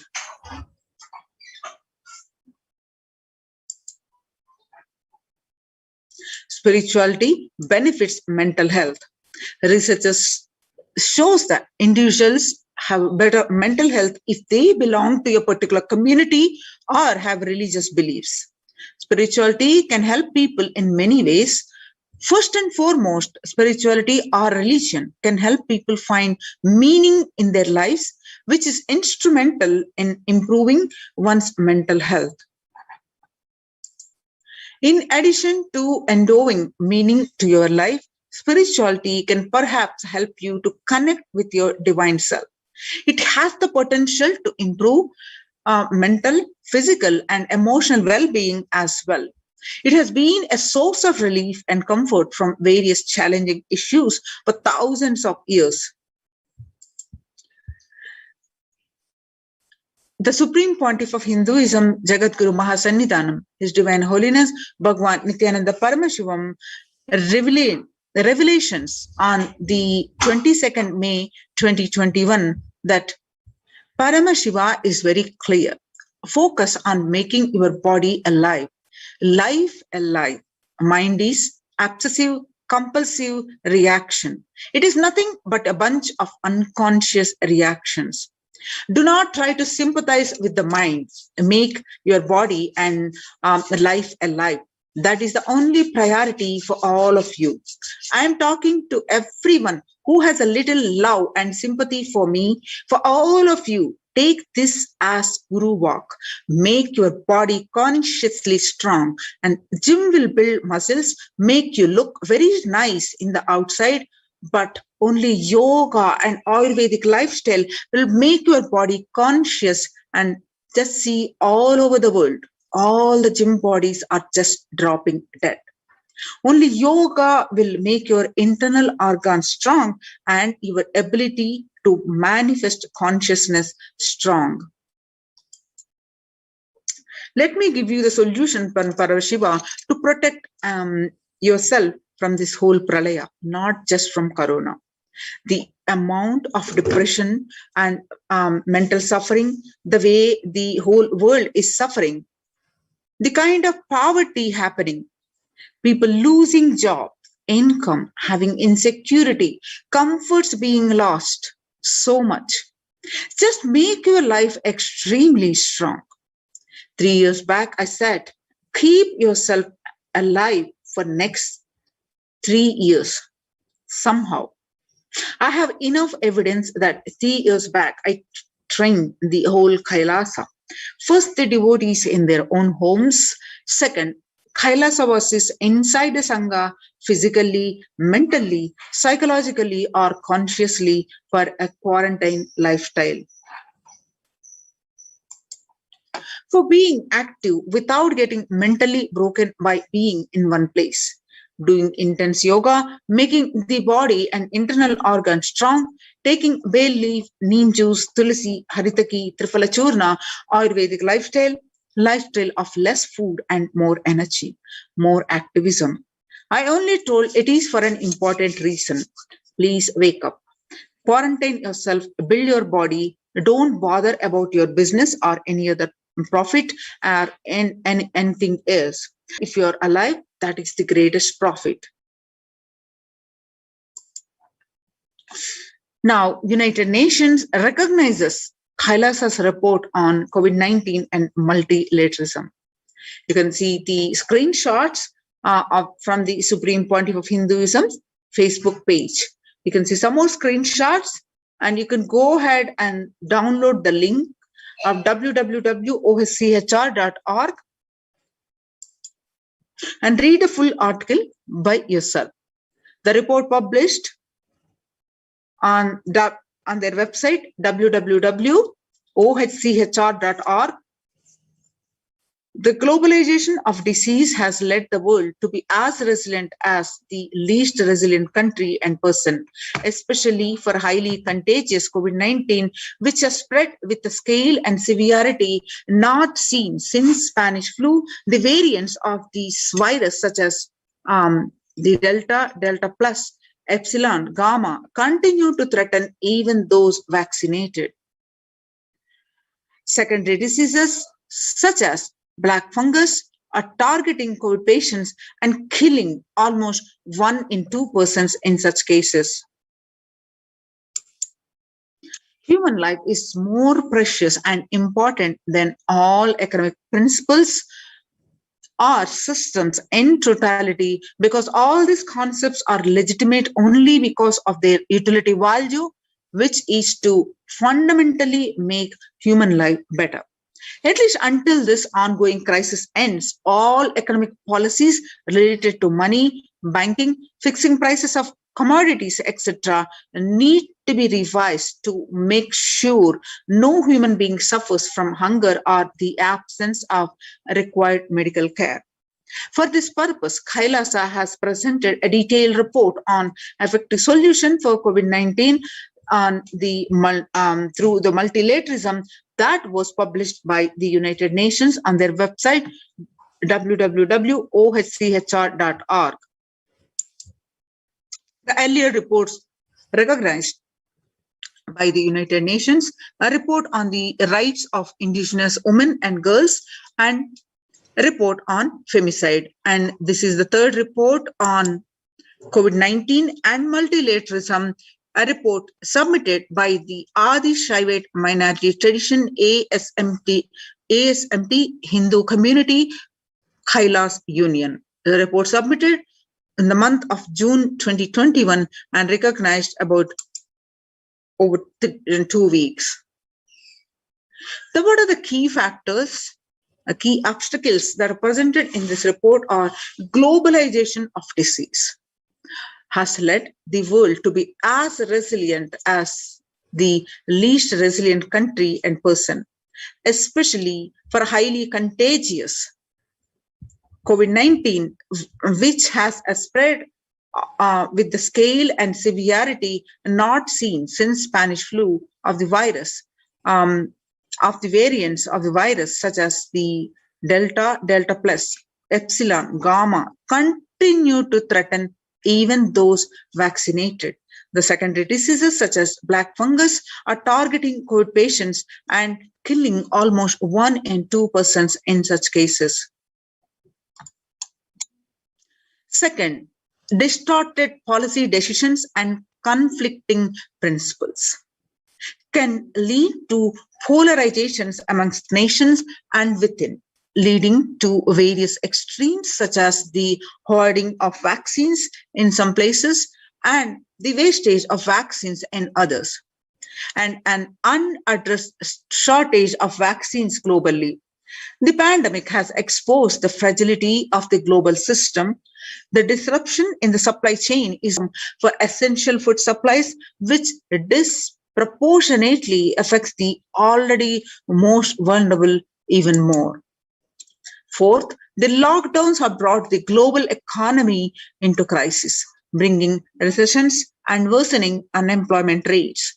Frequent lockdowns and the ongoing threat of famine, especially in countries where the employment is predominantly informal, are areas that starvation may cause more suffering than the virus itself.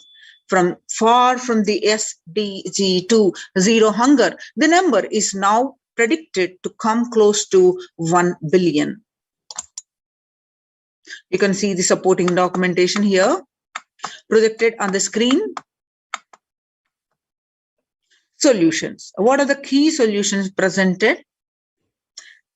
First, revised economic principles or policies. Human life is more precious and important than all economic principles or systems in totality, because all these concepts are legitimate only because of their utility value, which is to fundamentally make human life better. At least until this ongoing crisis ends, all economic policies related to money, banking, fixing prices of commodities, etc., need to be revised to make sure no human being suffers from the hunger or the absence of required medical care. As per Hindu principles, the world is, including the economy, evolves through 5 phases: creation or growth, sustenance or stagnation, recession or revitalization, reinvention, breakthrough. As per Hinduism, conventional economic growth is observed when best practices are applied diligently. However, during the times of crisis led us to the 4th and 5th phases, wherein the need to reinvent and deliver a breakthrough becomes both a survival need and an opportunity to surpass any means and measures of conventional economic growth. According to the Keynesians, increase during the Great Depression of 1929 improved the economy. However, the government never completely gave up trying to balance the budget, which resulted in it never spending enough to bring the economy out of recession until the Second World War. Similarly, the current crisis requires governments and to temporarily discard trying to balance the economic interests that compromise quarantine safety and put human life at risk, and rather reinvent their economic strategies and multilateral coordination for benefiting during the subsequent breakthrough period after the end of the crisis. The next solution presented is Hindu multilateralism. There is an immense inequality in the capacities of governments, organizations, and people in 2 groups. 1, health response. 2, economic risk. Surviving the highly contagious COVID-19, where the world is only as resilient as the least resilient country and person,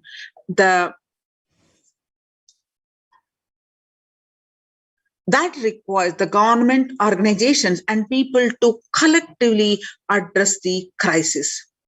From 3200 BCE, 56 nations in Asia had multilateral treaties based on the Hindu principle Vasudhaiva Kutumbakam. That is, the entire world is my family.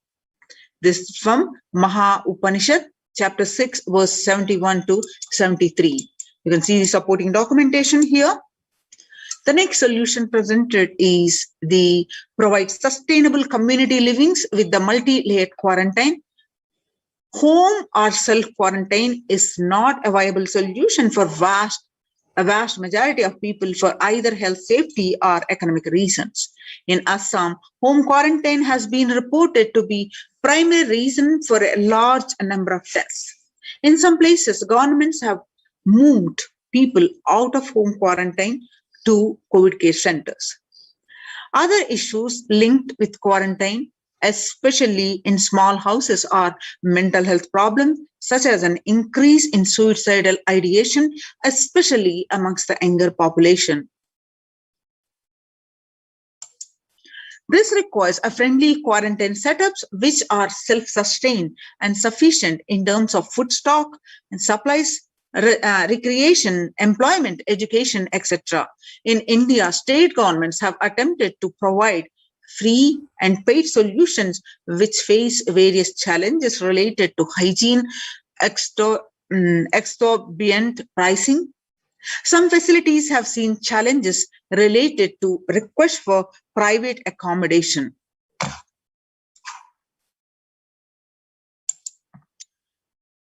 Experimental townships such as Aravalli have demonstrated a fair amount of success in creating a friendly, safe, compliant quarantine facility. However, solutions such as Aravalli are not open to public.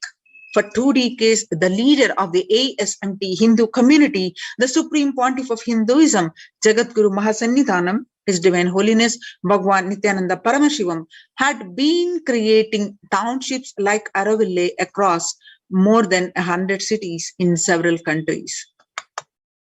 Most of these townships, such as the ASMT Monastery India, Bangalore, have been open to offer multi-layer quarantine as a free public service with free food accommodation, free internet to work from home, and that is monastery. The community has seen a fair amount of success in these townships with 0 reported cases of COVID infection in the past 2 years and has already saved many lives.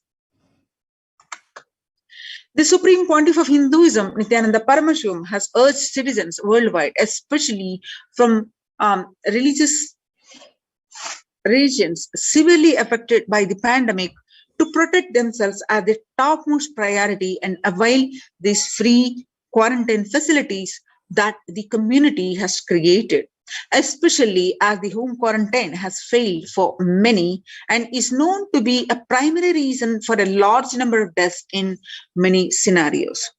The Supreme Pontiff of Hinduism, Nithyananda Paramashivam, has emphasized the need and urged the government worldwide to provide food, safety, medical care, shelter, and all survival needs to all human beings under their care with absolute multi-layer quarantine until the coronavirus is eliminated from planet Earth, including all different strains of the disease. You can see the supporting documentation here. The next is educate citizens on individual pandemic management. Unlike various pandemics, the current era provides active, real-time visual information about the fatalities. Underreporting of this data may give a false hope, may make people reckless. Exaggerations in reporting people reckless as they may feel eventual death due to a coronavirus is inevitable.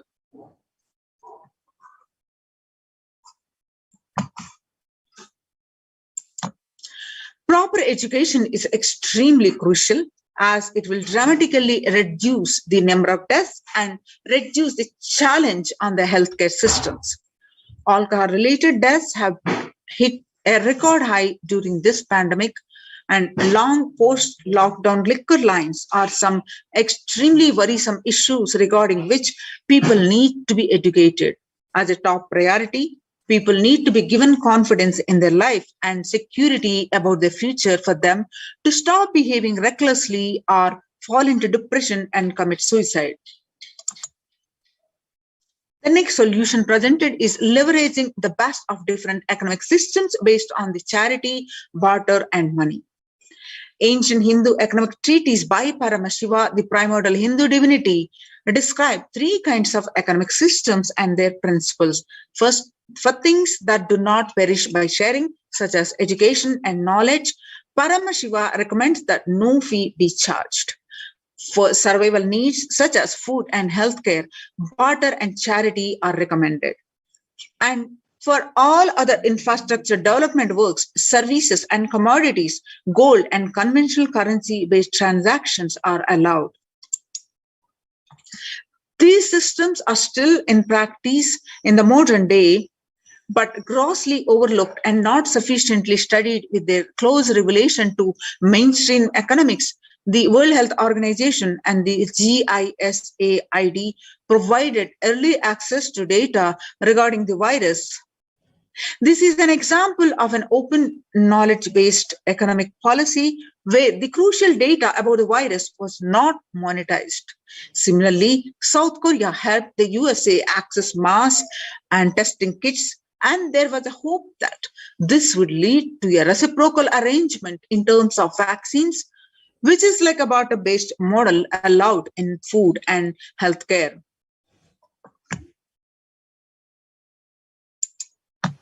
Next solution presented is Hindu policies for food security, a highly effective concept for ensuring food security in ancient Hindu nations was that of food grain banks. These were prevalent until the 18th century. The elderly in villages would start food grain banks with the seed capital of grains collected by fundraising. If any person met with a crisis such as the crop failure, the food grain bank would lend him grains in exchange for an interest. The compound interest was prohibited in grain banks.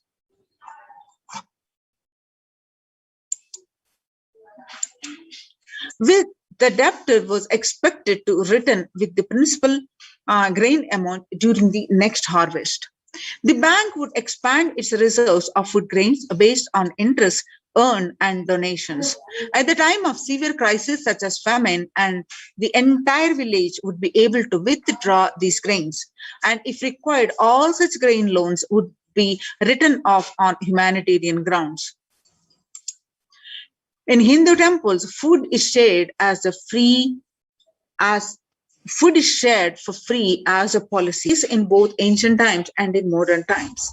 For 27 years, every month, the Hindu ASMT community has served more than 3 million free organic meals, and in religious gatherings to everyone without discrimination, and has served over 1 billion free meals in total. Such private and public efforts are crucial to ease the threats of starvation, which is estimated to hit 1 billion people worldwide. Next solution presented is monitor global health. The crisis requires governments to take aggressive, proactive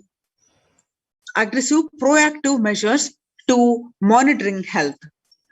Smartphone applications have been used by the governments that are based on the health color code system that categorize individuals into 3 color groups based on their health status and travel history, and then determine whether they need to be quarantined. You can see the supporting documentation here. Related concerns associated with these approaches. Some of these measures, such as agile daily reporting systems for accounting of newly suspected, diagnosed, and asymptomatic cases, number of deaths, and generating area-wide statistics have played an important role in proactively responding to curb the spread of the disease, and are being considered for implementation by various countries. You can see the supporting documentation here. is the traditional medicine. In Hinduism, nature and planet Earth are respected as living divine mother energies capable of providing us with all our survival needs, food, medicines, etc. Though traditional medicines such as TCM and Ayurveda are effective in addressing COVID-related issues, a few years ago, a Nobel Prize was awarded for scientific work based on traditional medicine. The mainstream Western medicine has chosen to characterize Ayurveda as pseudoscience and TCM as unscientific. Such demeaning of traditional medicine systems have led nations to consider taking defensive unilateral decisions to protect their interest. Outright rejection of traditional medicine is not wise, and such policies should be revisited, especially as these medicine systems are time-tested and have kept people healthy for several generations. Kailas Union recommends governments worldwide to provide solutions like Kailasa's Hindu medicinal care, which includes completely free of charge services such as Ayurveda, Yoga, Siddha, Western medicines, and multi-layered quarantine for complementing their ongoing public health efforts. Intellectual Treaty for Pandemic Preparedness. The international multilateral negotiations and treaties should consider the multilateralism based on the spirit of Vasudhaiva Kutumbakam, that is, the entire world is my family. Second, the prioritizing importing education and individual pandemic management and giving hope to people. Third, the multilateral strategies and coordination for the pursuance of SDG 11, the sustainable cities and communities with additional emphasis on multi-layered quarantine. The waiver of patents on extremely essential vaccines and common global funding of vaccines. Next is everyone should be provided access to traditional systems that is free from policies that are prejudicial and discriminatory towards these systems. The creation of food grain bank systems and other traditional economic systems as described in this report would help the most vulnerable people of the world protection without disrupting life and economy such that the effects of lockdown are unnoticeable. You can see the supporting documentation here.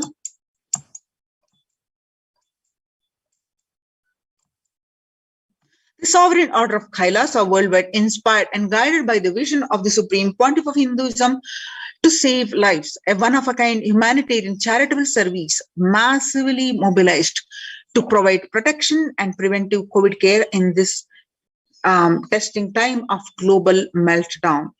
Through the initiative, Kailasa has been consistently supporting people through free food banks, that is Annadanam, free medical care, and many more services. The impact of mental disorders and lack of spiritual strength during a humanitarian crisis are often difficult to access and inflict lasting damage. To assuage this, Kailasa is offering spiritual programs, temple events, and spiritual healing online. So Kailasa's recommendations on COVID-19 and multilateralism to be presented at the United Nations General Assembly and Human Rights Council.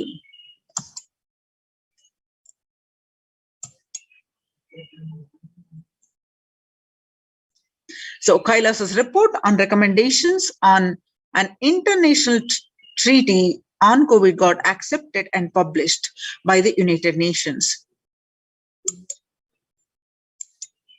So join these COVID care protection centers, which is now recognized by the United Nations. Register now through the link below, https://kailasa.org/Kailasa care. A link again, /Kailasa, KAILASA.org/Kailasa care, KAILASACARE. We'll be resuming. We'll move on to the next session, next segment of this program after a very short break.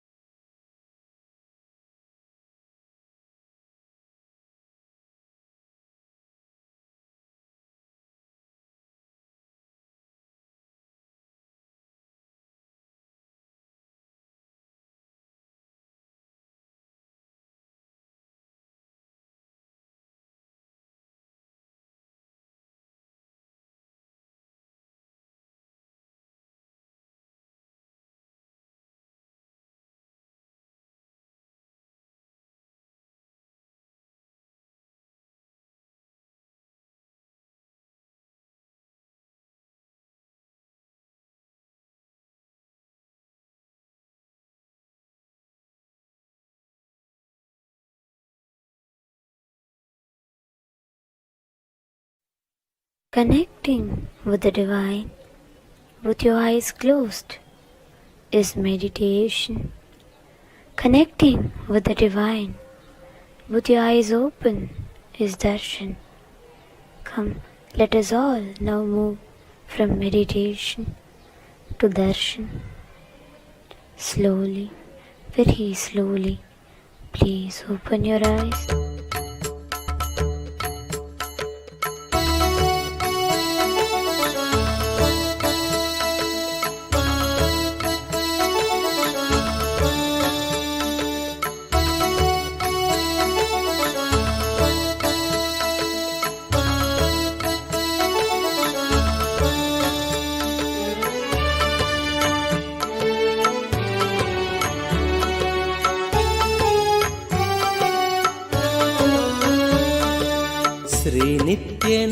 श्रीनित्यनन्दार्तबन्धो भस्मलिप्ताङ्गगाङ्गेय कारुण्यसिन्धो श्रीनित्यनन्दार्तबन्धो भस्मलिप्ताङ्गगाङ्गेय कारुण्यसिन्धो श्रीनित्यनन्दार्तबन्धो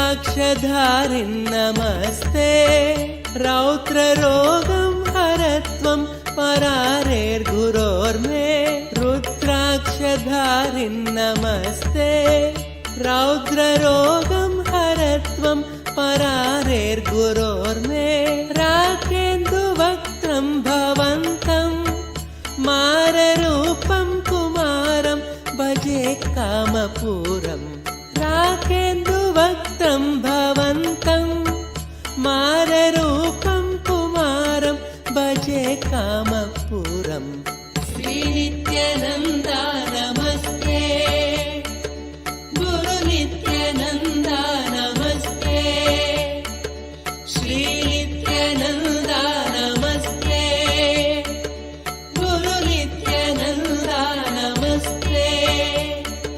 श्रीनित्यानन्दार्तबन्धो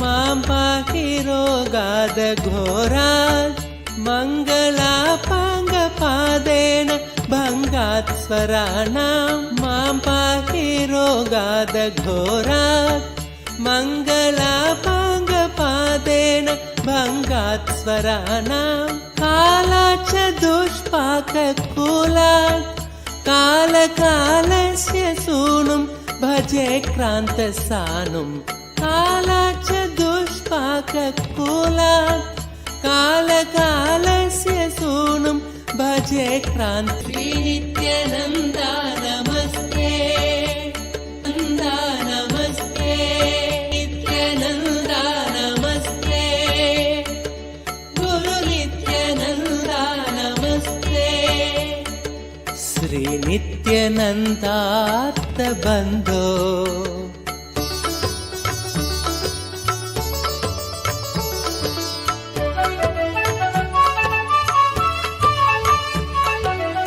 ब्रह्मादयो यस्य शिष्या ब्रह्मपुत्रा गिरौ यस्य सोपानभूता ब्रह्मादयो यस्य शिष्या ब्रह्मपुत्रा गिरौ यस्य सोपानभूता सैन्यं सुराक्ष्वापि सर्वे सामवेदादिगेयं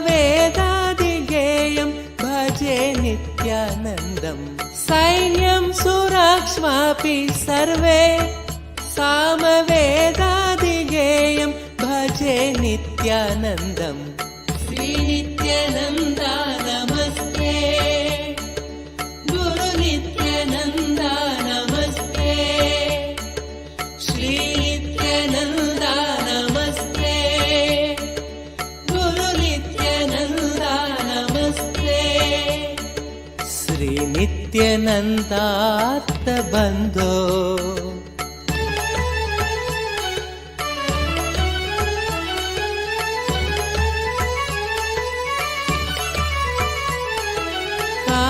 काषाय संवीतगात्रम् कामरोगादिसंहारि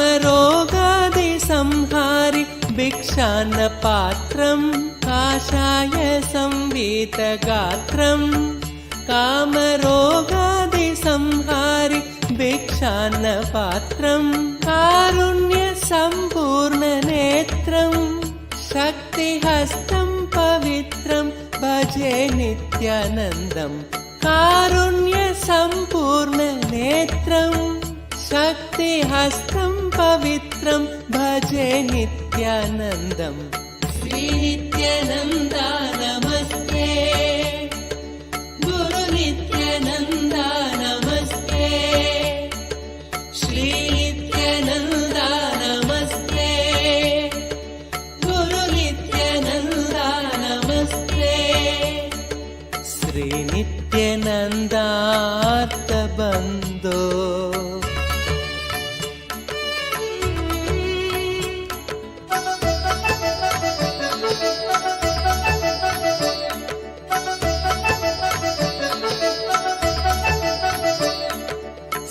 श्रीनित्यशैले वसन्तम् साधु सङ्गस्य रोगान् सदा संहरन्तम् श्रीनित्यशैले वसन्तम् साधु सङ्गस्य रोगान् सदा संहरन्तम् ओङ्कारतत्त्वं वदन्तम् शम्भुकर्णे हसन्तम् भजेऽहं शिशुन्तम् ओङ्कारतत्त्वं वदन्तम् शम्भुकर्णे हसन्तम् भजेऽहं शिशुन्तम् श्रीनित्यानन्दा नमस्ते गुरु नित्यानन्दा नमस्ते श्रीनित्यानन्दा नमस्ते गुरु नित्यानन्दा नमस्ते श्रीनित्यानन्दार्थबन्धो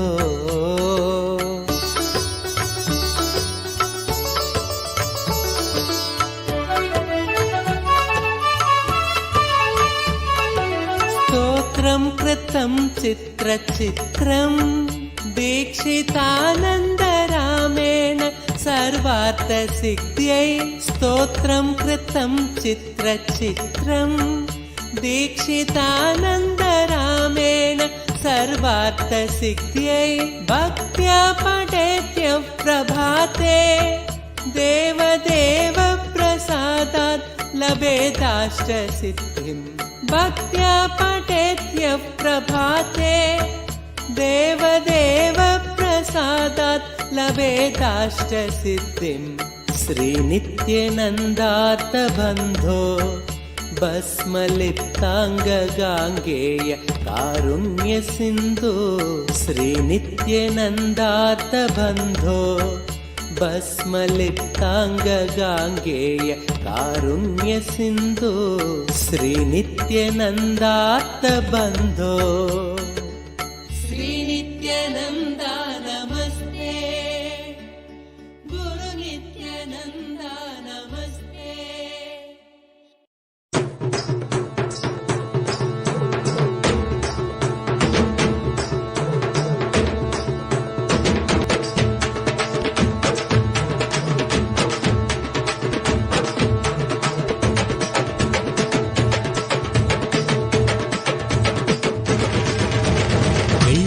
கைலை விட்டு நித்யானந்தனே தங்கமலை அருணை வந்தாய் நித்யானந்தனே வெள்ளிமலை கைலை விட்டு நித்யானந்தனே தங்கமலை அருணை வந்தாய் நித்யானந்தனே நித்யானந்தனே நீ பரபிரம்மானந்த ஞானி ஆனந்த அனுபவத்தை இங்கு அருள வந்த சாமி நித்யானந்தனே நீ பரபிரம்மானந்த ஞானி ஆனந்த அனுபவத்தை இங்கு அருள வந்த சாமி வெள்ளிமலை கைலை விட்டு நித்யானந்தனே தங்கமலை அருணை வந்தாய் நித்யானந்தனே வெள்ளிமலை கைலை விட்டு நித்யானந்தனே தங்கமலை அருணை வந்தாய் நித்யானந்தனே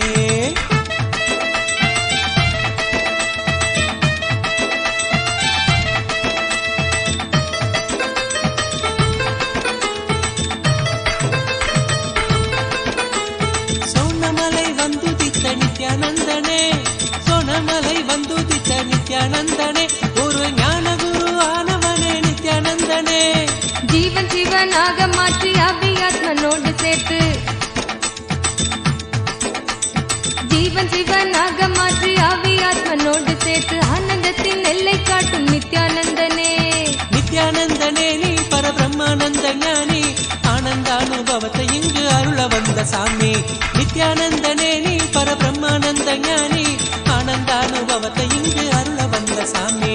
வெள்ளிமலை கைலை விட்டு நித்யானந்தனே தங்கமலை அருணை வந்தாய் நித்யானந்தனே. வெள்ளிமலை கைலை விட்டு நித்யானந்தனே தங்கமலை அருணை வந்தாய் நித்யானந்தனே.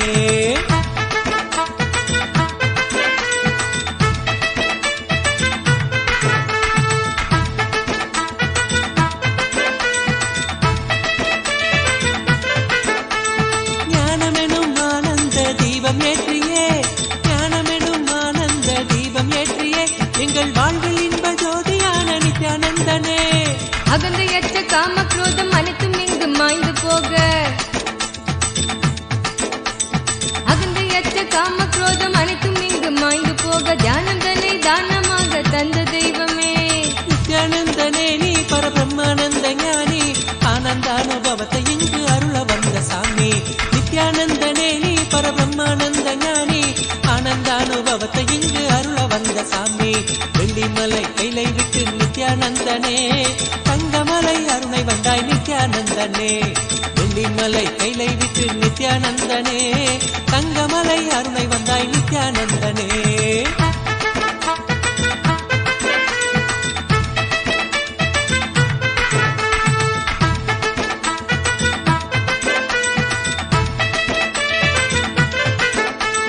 தாரணியின் அவல கோலம் நீக்குவதற்கே தாரணியின் அவல கோலம் நீக்குவதற்கே ஒரு தவத்தின் கோலம் பூண்டனையே நித்யானந்தனே. நின் நாமந்தனை நாவிலேந்தி ஞான மார்க்கத்தினை பற்றி நின் நாமந்தனை நாவிலேந்தி ஞான மார்க்கத்தினை பற்றி வாழ்வில் பெரும் பேறு பெற்றோம் நித்யானந்தனே.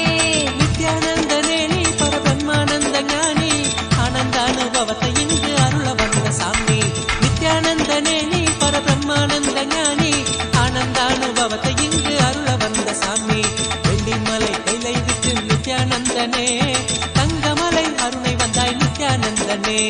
வெள்ளிமலை கைலை விட்டு நித்யானந்தனே தங்கமலை அருணை வந்தாய் நித்யானந்தனே.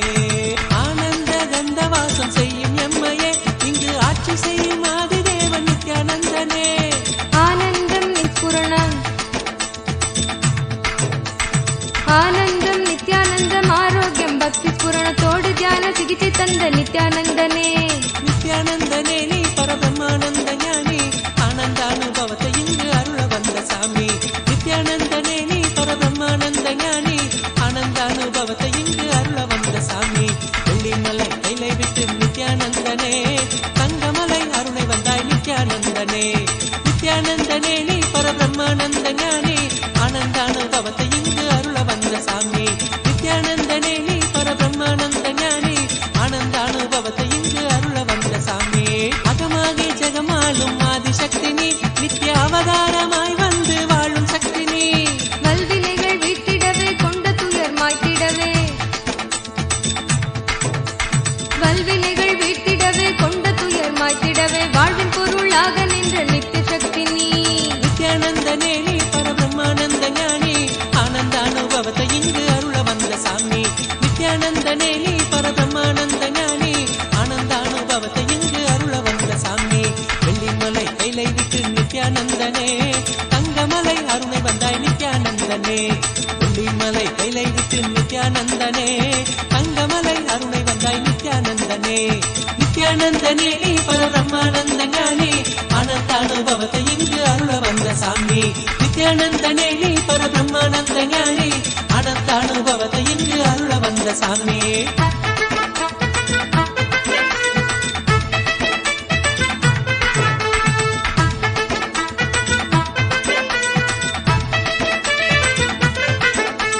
ஞானபீட தாரகையாம் நித்யானந்தனே எங்கள் வாழ்வில் சாரமானவனே நித்யானந்தனே. ஞானக்கருத்திலே திளைத்து வாழ்வில் பற்றுதல் கடக்க ஞானக்கருத்திலே திளைத்து வாழ்வில் பற்றுதல் கடக்க தாளினையே பெற்றோம் நித்யானந்தனே. நித்யானந்தனே நீ பரபிரம்மானந்த ஞானி, ஆனந்தானுபவத்தை இங்கு அருள வந்த சாமி. நித்யானந்தனே நீ பரபிரம்மானந்த ஞானி, ஆனந்தானுபவத்தை இங்கு அருள வந்த சாமி. வெள்ளிமலை கைலை விட்டு நித்யானந்தனே, தங்கமலை அருணை வந்தாய் நித்யானந்தனே. வெள்ளிமலை கைலை விட்டு நித்யானந்தனே, தங்கமலை அருணை வந்தாய் நித்யானந்தனே. நித்யானந்தனே நீ பரபிரம்மானந்த ஞானி, ஆனந்தானுபவத்தை இங்கு அருள வந்த சாமி. நித்யானந்தனே நீ பரபிரம்மானந்த ஞானி, ஆனந்தானுபவத்தை இங்கு அருள வந்த சாமி. ஆனந்தானுபவத்தை இங்கு அருள வந்த சாமி.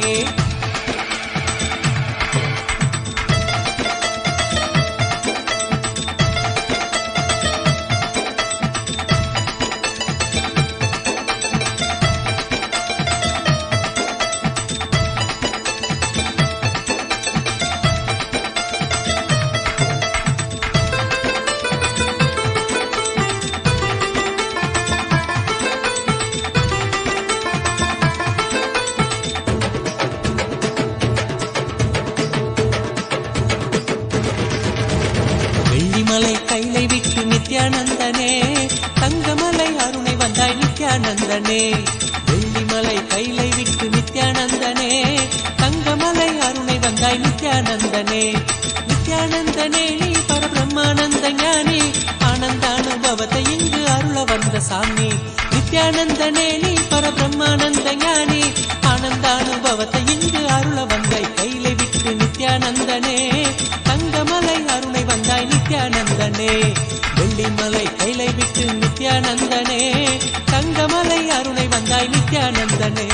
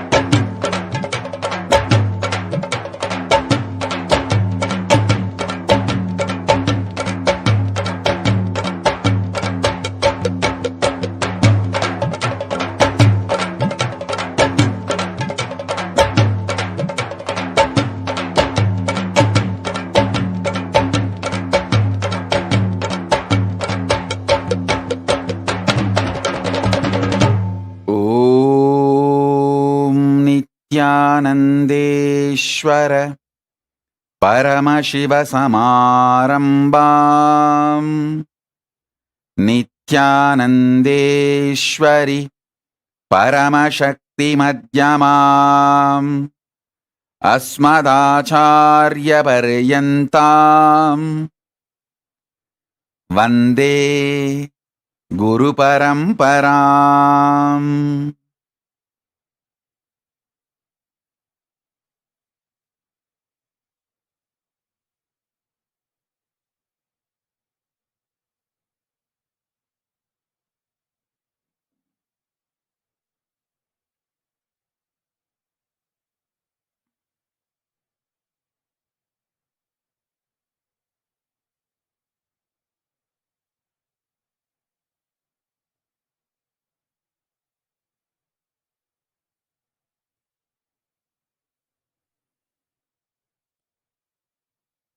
I welcome you all with my love and respect.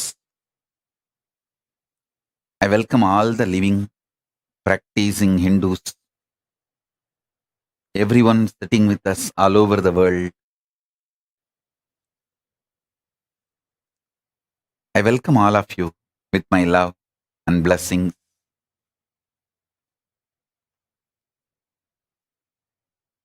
Paramashiva's message directly from Kailasa. Listen.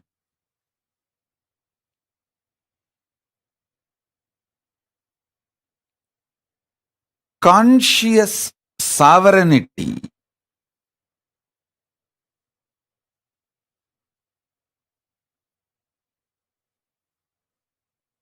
not only brings you the freedom, it brings right purpose for your freedom. Not just health, right reason why you should be healthy. Not just wealth, right reason why you should be wealthy. Not just freedom, right reason what for you need freedom, what kind of freedom you need. Understand? Not just powers, what kind of powers you need for your fulfillment. Not just freedom, bringing the purpose for your freedom. Not just bliss, bringing the purpose for your existence. I tell you, the beauty, conscious sovereignty is the moment you hear this truth, get initiated, your inner space expands to that level. You can never go back to the old past, same old personality or identity. You can never back to be same old. That is why that initiation is always called, Shakti Pada is always called, giving you second birth, rebirth. Initiated one who got the Shakti Pada is called Dvija, reborn. Because once you receive Shakti Pada, you can never go back to the same old existence, same old identity. Once in a while you can have mood swing, that's your freedom. But you can never go back to be the same person. Listen.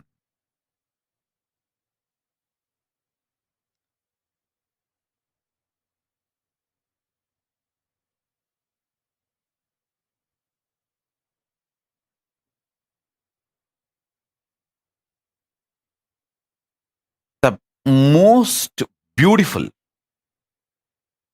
absolutely beautiful thing that can happen to life is constantly delete past. Constantly upgrade yourself. The more and more you get into a space where you cannot go back to your past, the more and more you will find higher way of existing. Higher form of existing. Listen. I have some of the most beautiful beings in my life. My own Guru, Arunagiri Yogeshwara himself. An extraordinarily beautiful and graceful. I have seen most graceful, beautiful beings in my life from all walks of life. My own Guru, Arunagiri Yogeshwara, Raghupati Yogi, Ram Surat Kumar,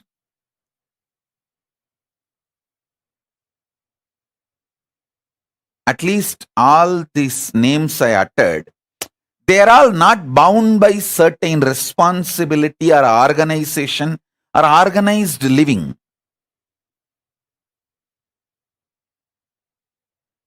But living inside the organization, very organized living, but very graceful beings I have seen. Srimad Swami Gautamananda ji. He is still alive. If you are in Chennai or Tamil Nadu, never miss having his darshan. He lives in Chennai, Mailapur Ramakrishna Mat. Tiruchi Swami, Kailashashram. Of course, Tiruchi Swami is not in the body. He has attained Jiva Samadhi.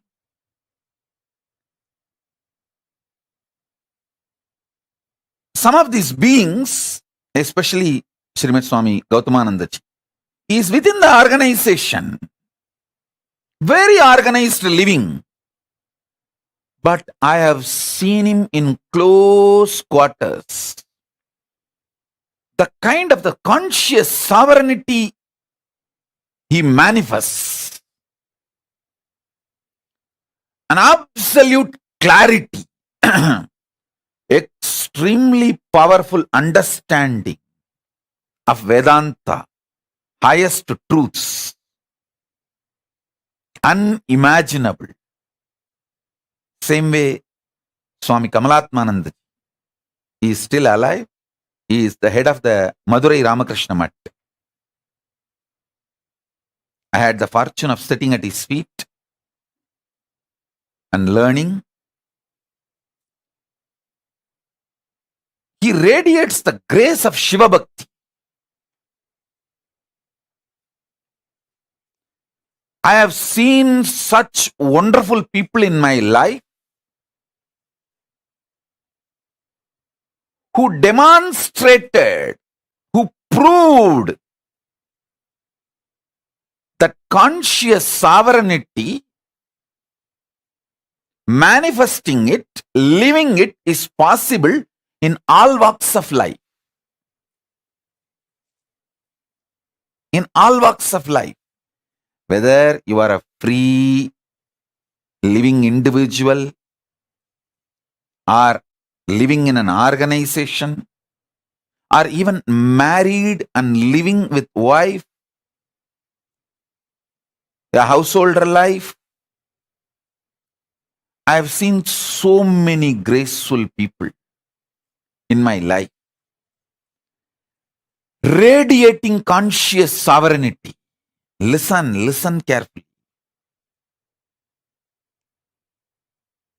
Some of the greatest revelations I received from my Guru, Arunagiri Yogeshwara. And when I started implementing it in my life,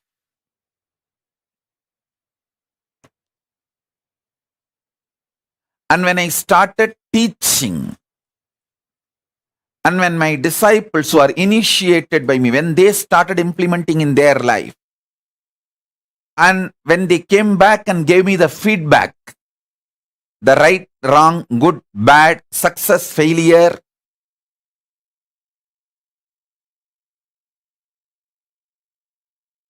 compilation of all this knowledge, the essence of all this I am sharing with you all. So listen, understand. Three things I wanted to convey.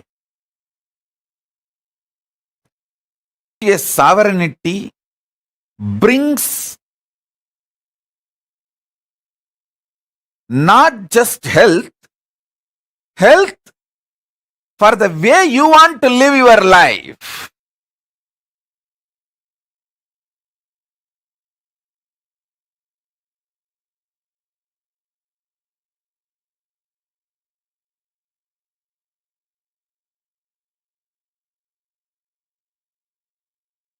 Conscious sovereignty not just brings freedom, it brings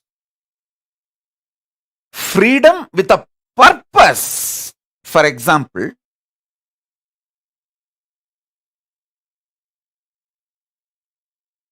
when you are suffering with diabetes, eating sugar is not freedom, it is a suicide. You can't say, oh, can't I even have a freedom to eat sugar?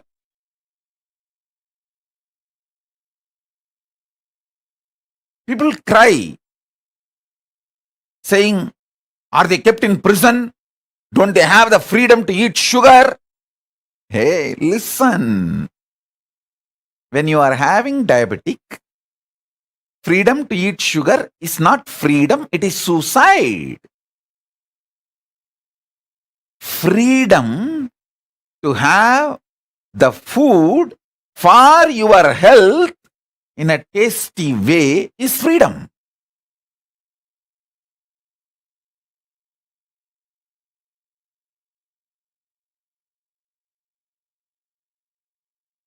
Freedom to do what you want with the right purpose is freedom. See, realizing the right purpose of your life and having freedom to live it, progress towards it is freedom. I feel so happy when I see Soumya and her mother, both of them in the Hyderabad, when they come, religiously they will sit. Especially mother is elderly person, but even if she feels little sleepy, because now it's already 11 o'clock, late night in India.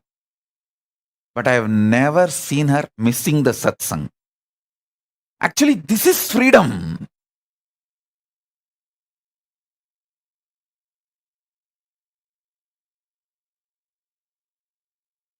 Even some of the Adinavasis are not that regular.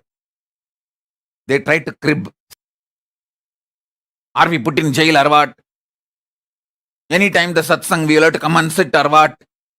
11 o'clock, are we not having freedom to sleep? Hey, when there is a satsang going on, if you have all the infrastructure and you are freed from all other work or responsibility to attend the satsang is the real freedom.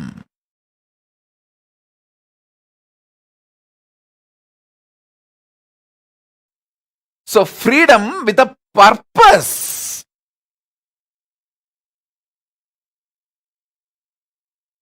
Understand? Freedom for your purpose is the freedom.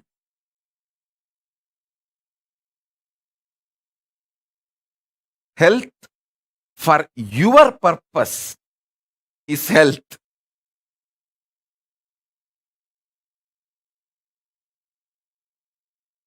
Wealth for your purpose is wealth. I tell you, last 3 years, studying many different ideas about economy and many different countries' economy policies, how it is geopolitical centered, how it is the ideology like communism or socialism or capitalism centered, and how various countries function their economy. There are some countries which gives high interest for deposits. There are some countries which gives minus interest. Means they take money from you to keep your money. So all kinds of economies I studied. I wanted to tell you all few things.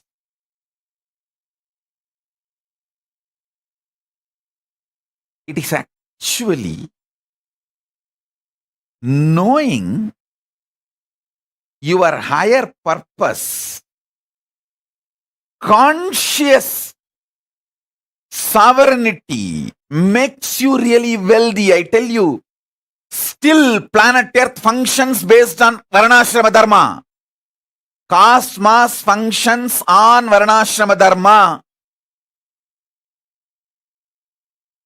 After studying so many countries' economical policies, how the economies are kept alive, to come up with a right economical policy closest to Vedagamas. See, I wanted to implement the Veda Agamas as it is, map it as it is. So the closest possible structure on which I can map, so I can fine tune the whole thing to focus as Paramashiva wanted, the whole Vedagamic civilization. So I have spent huge resources, energy, time, ultimately Paramashiva's blessings and samadhi and revelations he gives in samadhi. With everything I thoroughly analyzed, I came to the realization planet Earth runs based on Varnashrama Dharma. Wherever Vaishyas exist with their Vaishya Dharma, that nations become wealthy. The economical intellectuals, their thought currents, and the ecosystem they want to nourish.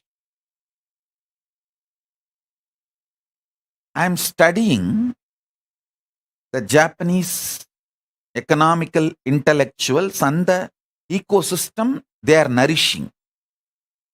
The US economical intellectuals and the ecosystem they are nourishing. The Indian economical intellectuals and the ecosystem they are nourishing. All this I studied. Finally, I realized, I could see clearly what exactly Paramashiva revealed in Vedas and Agamas and penned down in Dharmashastras. That exact Varnashrama Dharma is the most successful strategy for life. I was studying elaborately.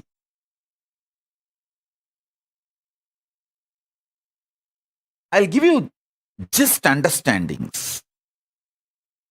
This will be directly useful for your life.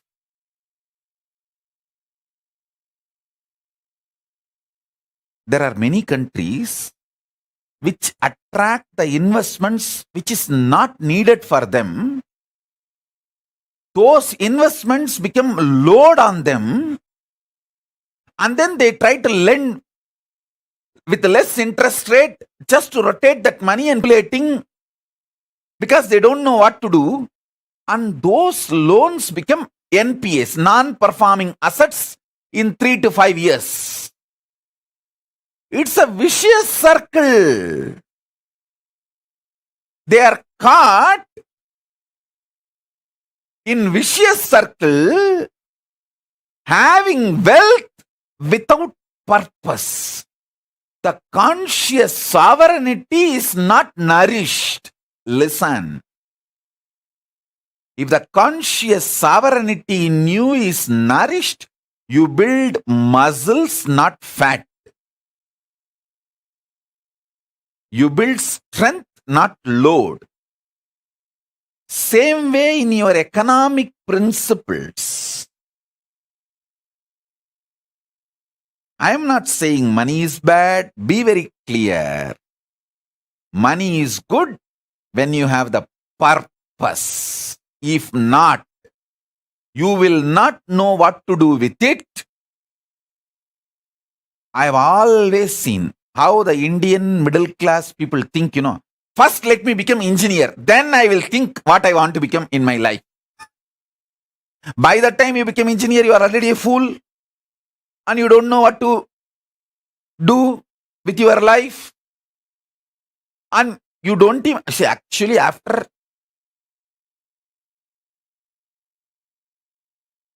completely dampening you with the dumbest ideas, and all outdated machineries which can be seen only in museum.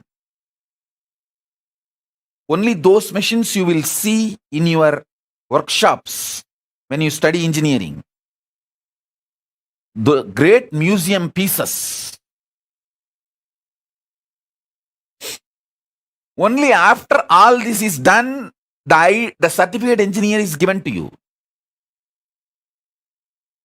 So by the time you absolutely develop the mentality of extremely non-involving and lazy,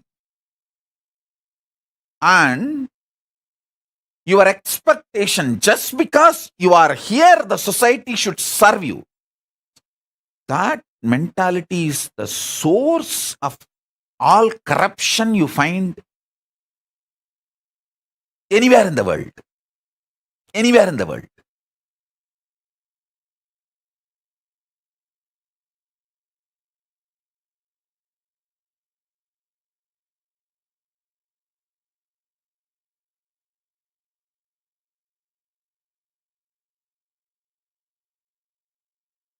Listen carefully.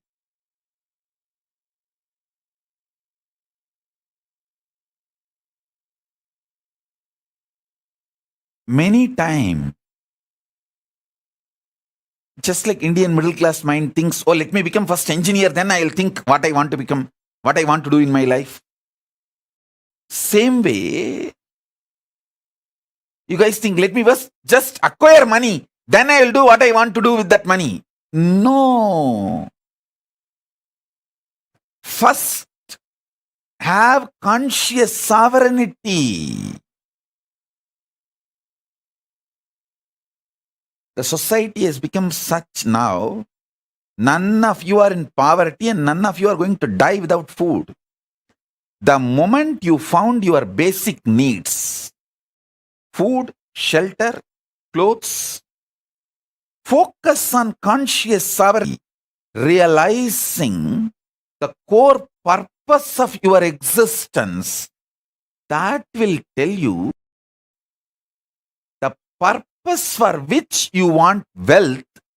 So when you start working for wealth itself, you will continue to fulfill the purpose. So your life itself will be a joy. Your path and goal will be one and the same. You will be enjoying the very path, not waiting for the goal to celebrate your life. The path itself becomes celebration. I tell you, person who made path itself as a celebration lives in eternal vacation. See, I live in eternal vacation.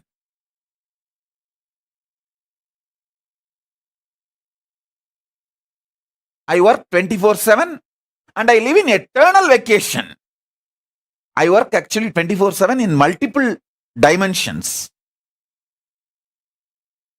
multiple time zones, not just horizontal time zones, vertical time zones also.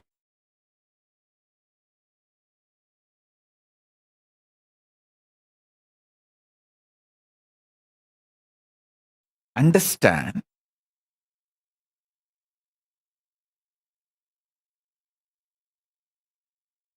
especially if you are young. When I say young, connected with me below 30. If you have connected with me below 30, you are eternally young. I will never let you age. I don't like getting aged. I like getting matured, but I don't like getting old or getting aged. So I will not do anything to you which I don't like. I will keep you eternally young. If you met me before 30, you are blessed. This is the time to find conscious sovereignty. Focus on that. If you met me before 30, I make you 16 and keep you 16 ever. Listen. When you find the idea of conscious sovereignty, you will never do the stupidity of questioning your life. Oh, why can't I eat sugar? Eating sugar is not wrong. But when you have diabetes, eating sugar is suicidal. So you are not controlled saying don't take sugar. You are protected.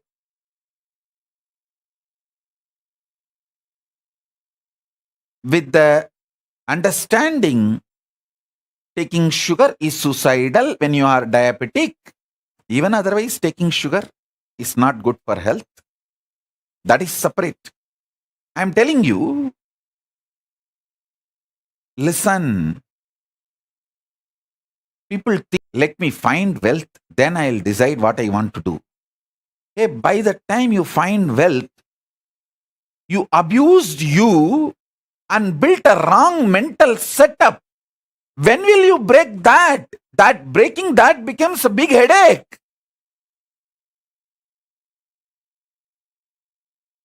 I tell you, with conscious sovereignty, if you find wealth, you will live in absolute aparigraha. Listen, I have seen some of the most graceful beings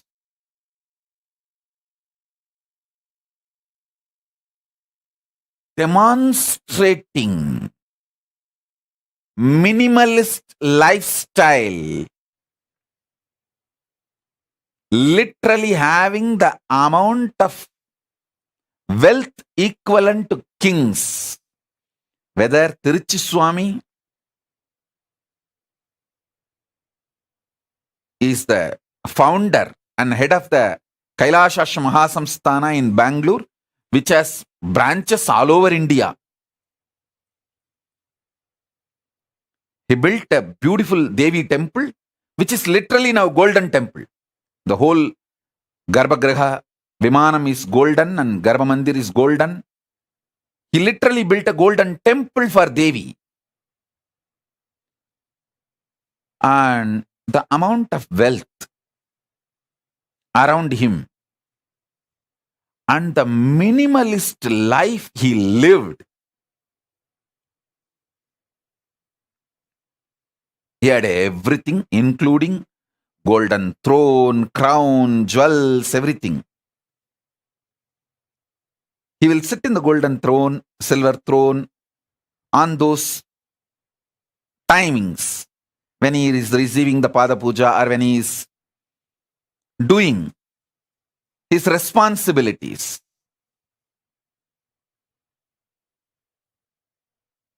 But in his personal life,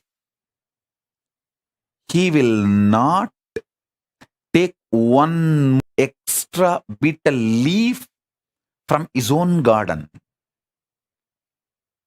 He will not waste one bitter leaf from his own garden. And he will not get the third set of dress for his personal room. I asked him once, Swami, it is all for you. Why can't we have the few more sets of dress? He told in Tamil, hey, சிம்மாசனம் கொடை சப்பரம் சாமரம் எல்லாம் நமக்கு வேலை, உரிமை இல்லை, உடமை இல்லை. Means the palki, all the umbrella, paraphernalia, throne, all that is our job. responsibility. Neither right means neither we are the owners, nor it is ours. Listen.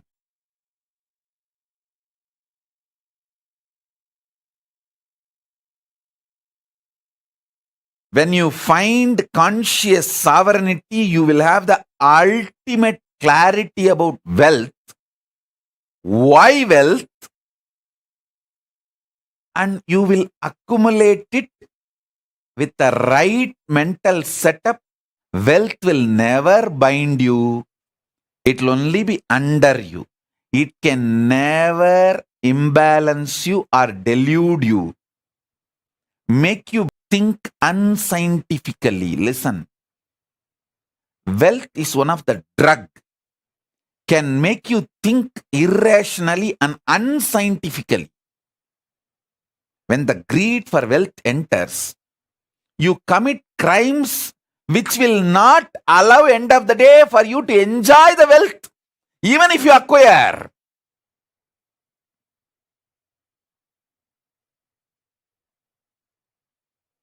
That's a funny thing. Listen, greed for wealth is nothing but unconscious lifestyle. The conscious sovereignty will make you realize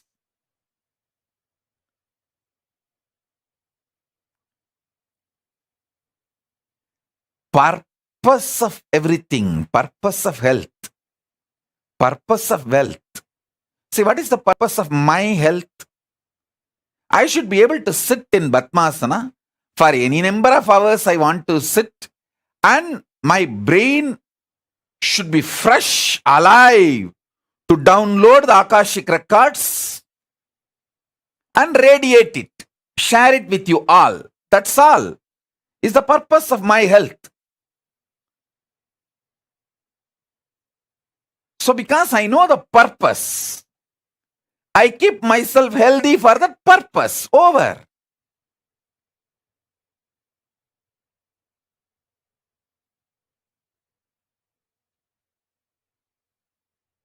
My purpose is my body should cooperate with me to be in samadhi continuously and sit and initiate people, teach people whenever I want to do. That's all. Because the purpose is clear, I keep myself healthy for that. Many times, people want to be healthy, they start building six-pack, gymming, bodybuilding, all that. But after a few days, that six-pack and muscles, bodybuilding, the showing, that becomes so important and addictive. People take the banned drugs, steroids to look and lose health. Please understand, there are many people who build body so unconsciously without knowing the purpose, they lose the body itself in the process of building the body. See how many bodybuilders die.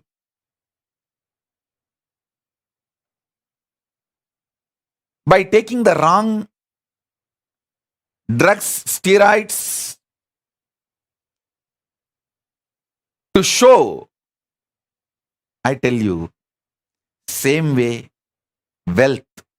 There are so many people unconsciously acquired wealth and don't know what to do. That load kills them. Our people around them exploit them, bind them, destroy their life, and life is lost. So in every level, conscious sovereignty is the first truth you should start experiencing. This should be your priority. Understand?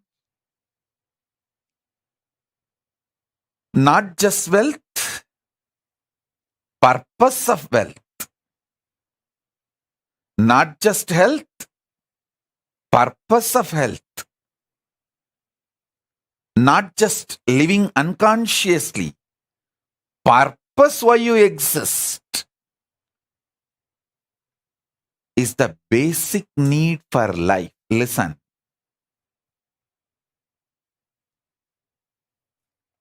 Delusion is suicidal.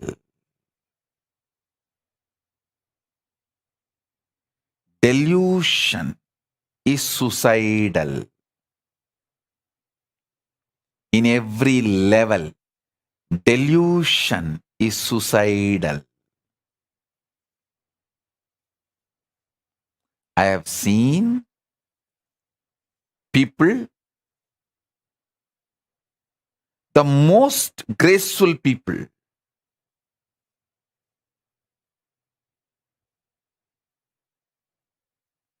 and I have also seen most stupid people. I have seen people not just talking something in the morning, talking something in the evening. Even in one conversation, the beginning they will talk some logic, and just in few statements they will completely opposite to the logic with which they started. I have seen sometimes people having one logic and talking for the other logic. I have seen that level loses. That kind of deluded people.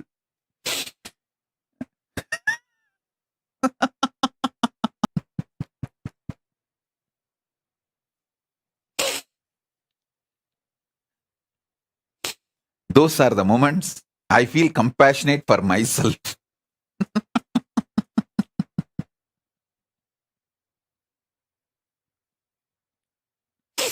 I feel really compassionate for myself.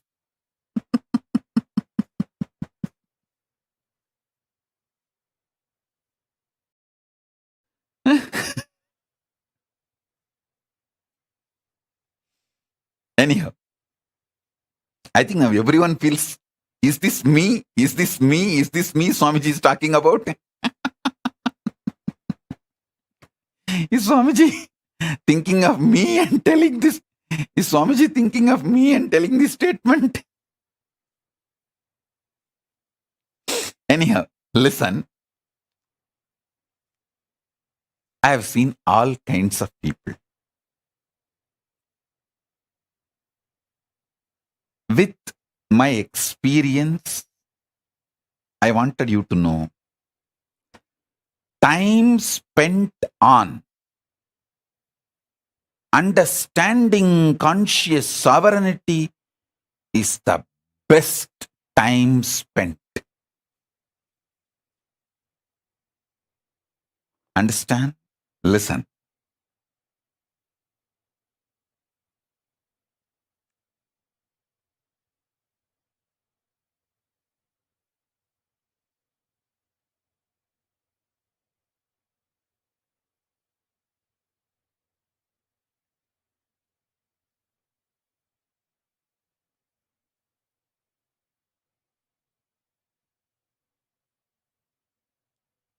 Even manifesting powers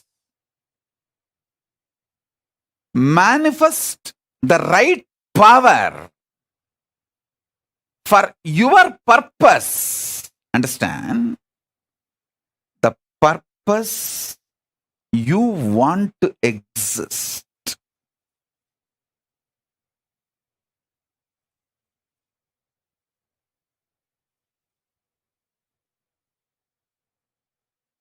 I tell you, if you find the conscious sovereignty, you will just feel eternally young. See, finding conscious sovereignty is not some difficult. You just need to know the larger purpose of your existence. Just be scientific, logical, rational to your higher purpose, larger purpose. Stop the shitty idea of you have only one life. That is the biggest shit dumped on you.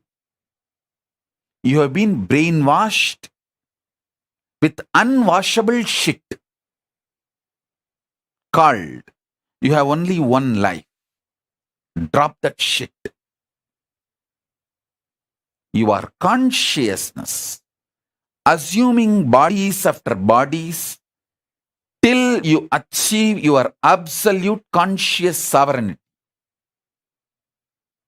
These are fundamental cosmic truths.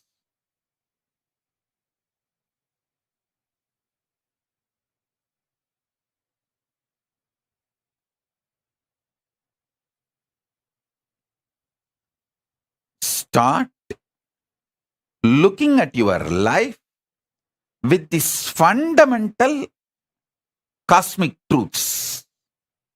Understand?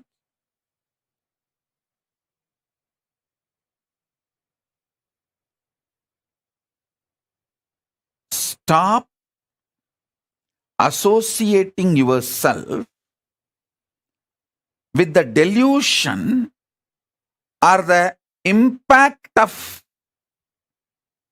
drug called delusion on your brain as you.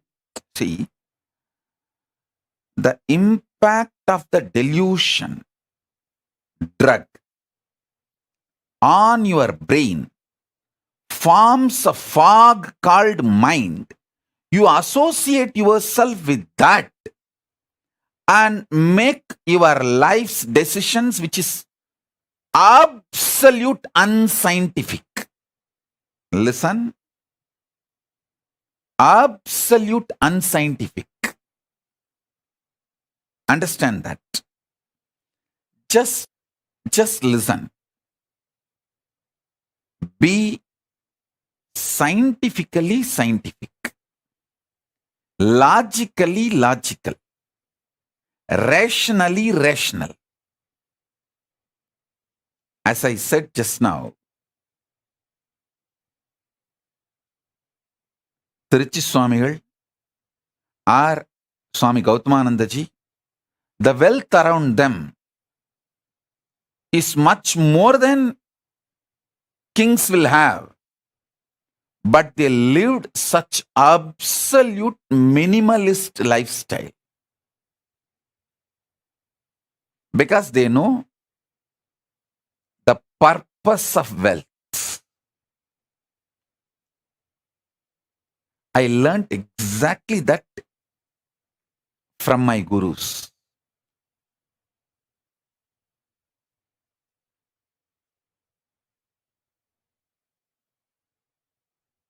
Kings living minimalistic lifestyle is possible only in Hindu tradition. Because if you know the conscious sovereignty, you will know the minimalistic lifestyle is powerful. It's an absolute power.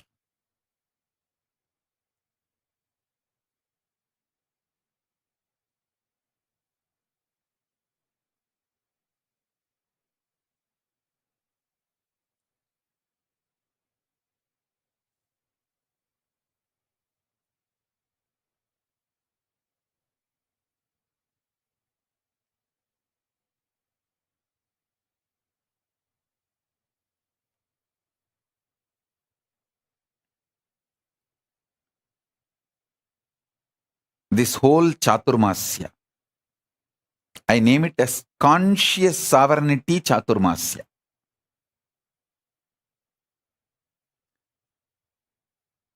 Manifesting powers through conscious sovereignty. See, manifest the right powers. There are many powers you may not need. That may just become load on you. Manifest the right power.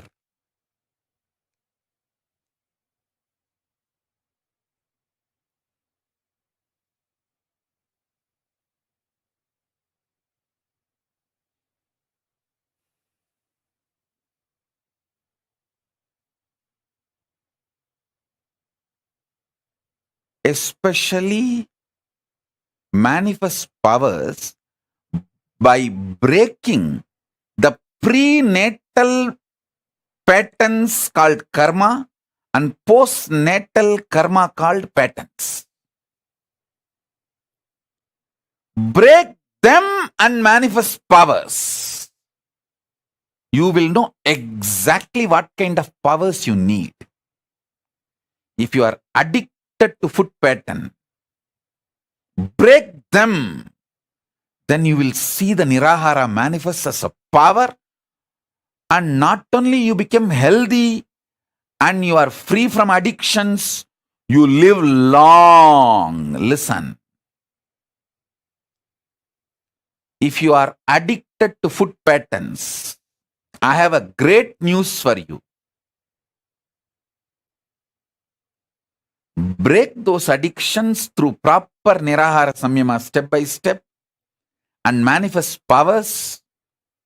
You will see not only you become healthy, you will live long, because anything which addicts you, binds you, that pattern shows you the secret key for the powers you need to manifest. If you are greedy, bound by greed, deluded by greed, doesn't want to take responsibility, but you want everything, start practicing minimalistic lifestyle. You will manifest so much wealth, and you will enjoy the wealth, not wealth will be enjoying you.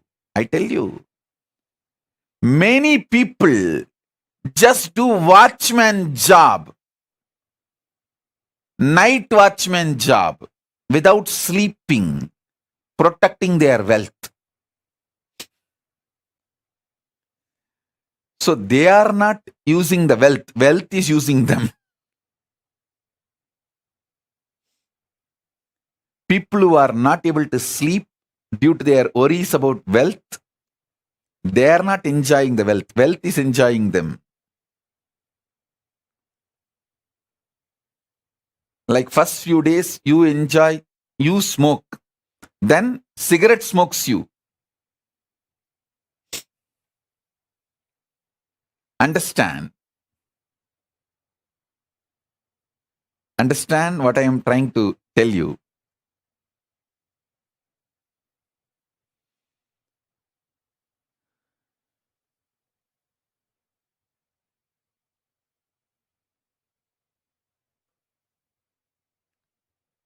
Many times your delusion shows bad people as your friend, good people as your enemies.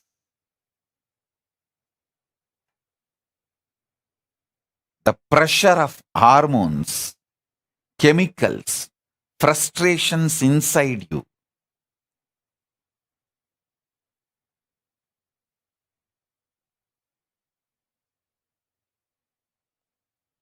deludes you so badly.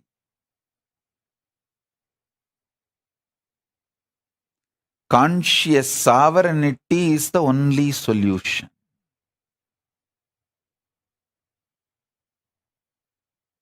Break from all postnatal, prenatal patterns.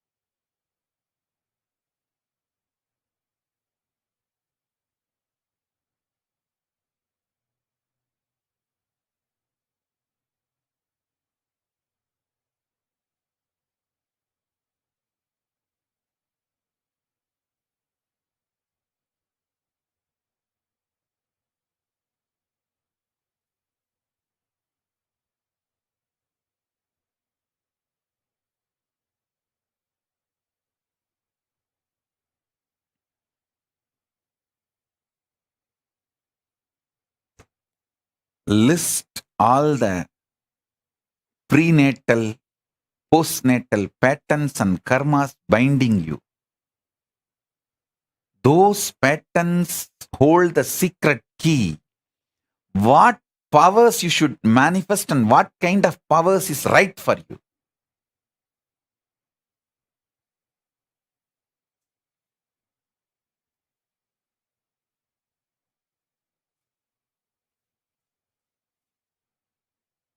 I'll give you a few minutes.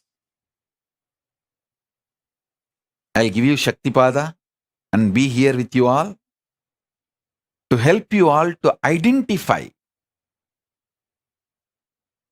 your patterns, break them, and manifest as powers.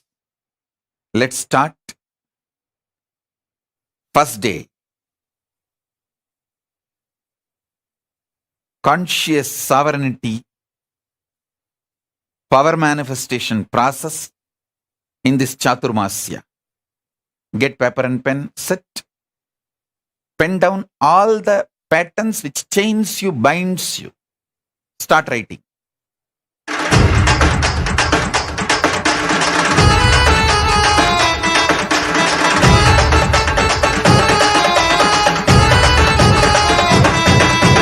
அண்ணாமலையில் பிறந்தான் புவி எண்ணாத யோகமை கொண்டிட நித்யன் ஈரேழு லோகத்திற்கெட்டா ஈசன் முக்தி நெறி அருளவே நித்யனாய் உலகிற்கு வந்தம்மை ஆட்கொள்ள தேவர்களை காத்திட வைத்தான் தாயாய் பேரருள் புரிய உடல் ரோமம் சிலிர்த்திட நித்யனாய் வந்து அண்ணாமலையில் பிறந்தான் புவி எண்ணாத யோகமை கொண்டிட நித்யன் ஈரேழு லோகத்திற்கெட்டா ஈசன் முக்தி நெறி அருளவே நித்யனாய் அண்ணாமலையில் பிறந்தான் திருவண்ணாமலையில் பிறந்தான்.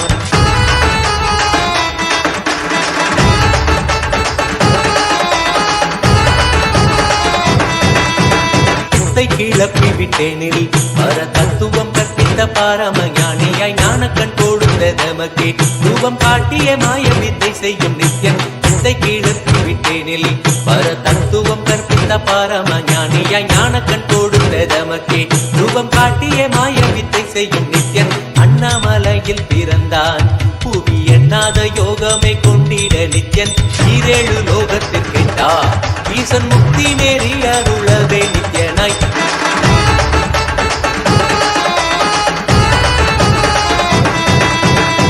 பொருளான நித்யனை ஆழ்ந்து சிந்திக்க ஐயனின் ரூபம் விளங்கும் தாண்டும் சிவசக்தியாக ஐம்பொறிகளுக்கும் புலனாகின்ற நித்யன் பொருளான நித்யனை ஆழ்ந்து சிந்திக்க ஐயனின் ரூபம் விளங்கும் தாண்டும் சிவசக்தியாக ஐம்பொறிகளுக்கும் புலனாகின்ற நித்யன் அண்ணாமலையில் பிறந்தான் புவி எண்ணாத யோகமை கொண்டிட நித்யன் ஈரேழு லோகத்திற்கெட்டா ஈசன் முக்தி நெறி அருளவே நித்யனாய் அண்ணாமலையில் பிறந்தான் திருவண்ணாமலையில் பிறந்தான்.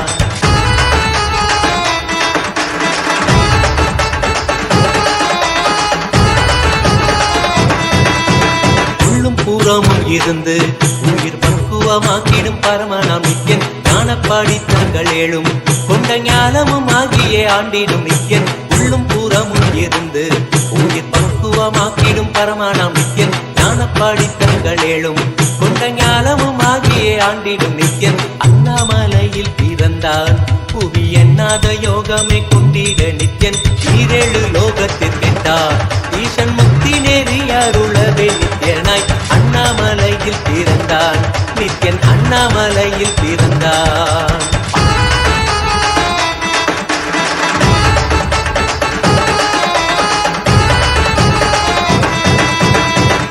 வாக்கியங்களான அருள் கவிதைகள் நித்யனின் மகிமை சொல்லிடும் மகிமை அர்ப்பித்த பின்னே சிவசக்தி ஸ்வரூபமாய் தோன்றிடும் நித்யன் ஆப்த வாக்கியங்களான அருள் கவிதைகள் நித்யனின் மகிமை சொல்லிடும் மகிமை அர்ப்பித்த பின்னே சிவசக்தி ஸ்வரூபமாய் தோன்றிடும் நித்யன் அண்ணாமலையில் பிறந்தான் புவி எண்ணாத யோகமை கொண்டிட நித்யன் ஈரேழு லோகத்திற்கெட்டா ஈசன் முக்தி நெறி அருளவே நித்யனாய் அண்ணாமலையில் பிறந்தான் திருவண்ணாமலையில் பிறந்தான்.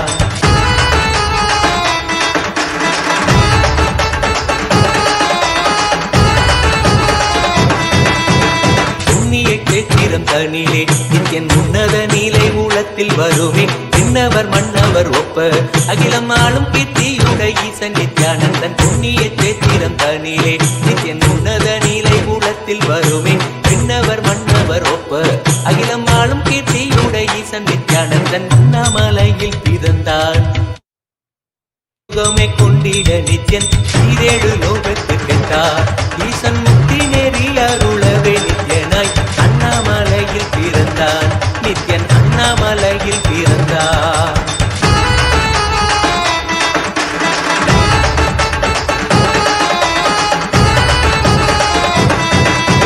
முப்புரி நூலை தரித்தவன் ஐயன் வேதியன் வெந்நீர் பூசிய நித்யன் அண்டத்தின் மூலம் காரணன் முடிவற்ற ஆனந்தத்தை கொண்டது அருள்வார் முப்புரி நூலை தரித்தவன் ஐயன் வேதியன் வெந்நீர் பூசிய நித்யன் அண்டத்தின் மூலம் காரணன் முடிவற்ற ஆனந்தத்தை கொண்டது அருள்வார் அண்ணாமலையில் பிறந்தான் புவி எண்ணாத யோகமே கொண்டிட நித்யன் ஈரேழு லோகத்திற்கெட்டார் ஈசன் முக்தி நெறி அருளவே நித்யனாய் அண்ணாமலையில் பிறந்தான் நித்யன் அண்ணாமலையில் பிறந்தான்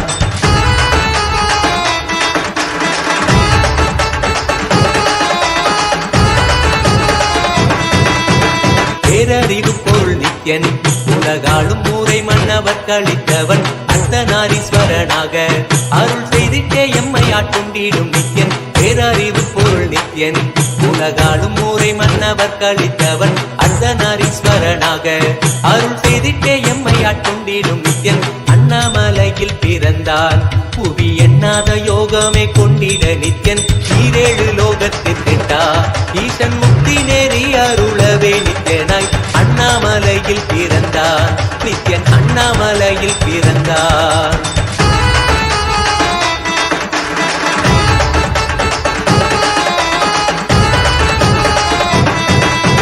பிறவி பிறவியாய் தேவர்கள் பரம்பொருளான பரமானையை தேட ஈசன் பிறவாமல் ஆட்கொண்டு எம்மை ஒரு தத்துவம் தன்னை உரைத்திட நித்யனாய் பிறவி பிறவியாய் தேவர்கள் பரம்பொருளான பரமானையை தேட ஈசன் பிறவாமல் ஆட்கொண்டு எம்மை ஒரு தத்துவம் தன்னை உரைத்திட நித்யனாய் அண்ணாமலையில் பிறந்தான் புவி எண்ணாத யோகமே கொண்டிட நித்யன் ஈரேழு லோகத்திற்கு முக்தி நெறி அருளவே நித்யனாய் அண்ணாமலையில் பிறந்தான் திருவண்ணாமலையில் பிறந்தான்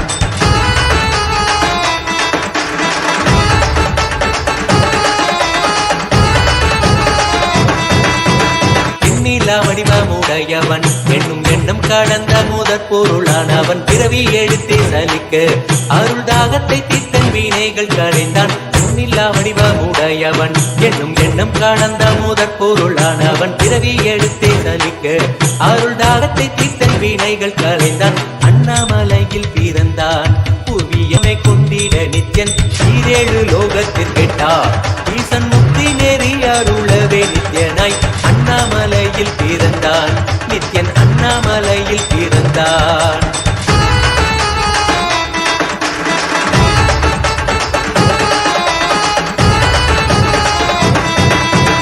ஆனந்தமாய் என்னுள் நித்யன் புத்தி மார்க்கத்தை காட்டி விட்டிருந்தருள்வான் மாலையன் காணாத சோதியன் தெளித்தேனாய் நினைத்திட ஞானம் அருள்வான் ஆனந்தமாய் என்னுள் நித்யன் முக்தி மார்க்கத்தை காட்டி விட்டிருந்தருள்வான் மாலையன் காணாத சோதியன் தெளித்தேனாய் நினைத்திட ஞானம் அருள்வான் அண்ணாமலையில் பிறந்தான் புவி எண்ணாத யோகமை கொண்டிட நித்யன் ஈரேழு லோகத்திற்கெட்டார் ஈசன் முக்தி நெறி அருளவே நித்யனாய் அண்ணாமலையில் பிறந்தான் நித்யன் அண்ணாமலையில் பிறந்தான்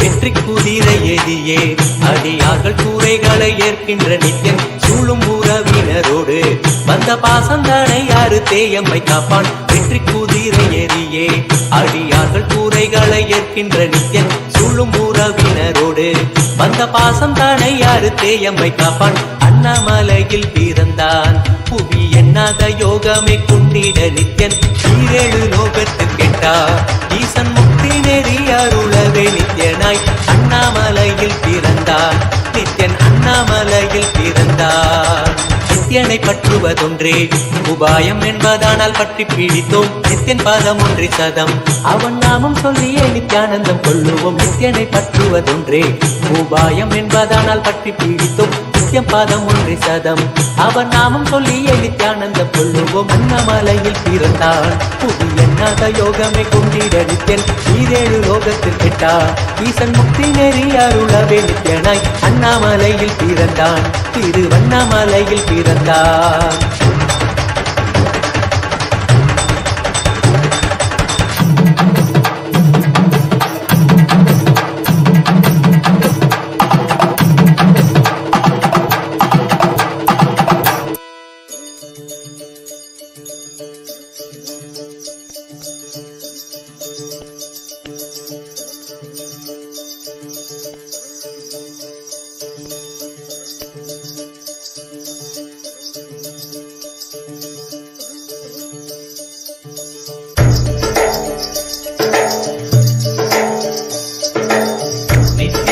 நித்யானந்த நித்ய தியான நித்யானந்த தியான சிங்க நித்யானந்த நித்யானந்த நித்ய சிங்க நித்யானந்த நித்ய தியான நித்யானந்த தியான சிங்க நித்யானந்த நித்யானந்த நித்ய சிங்க நித்யானந்த நித்ய தியான நித்யானந்த தியான சிங்க Nityananda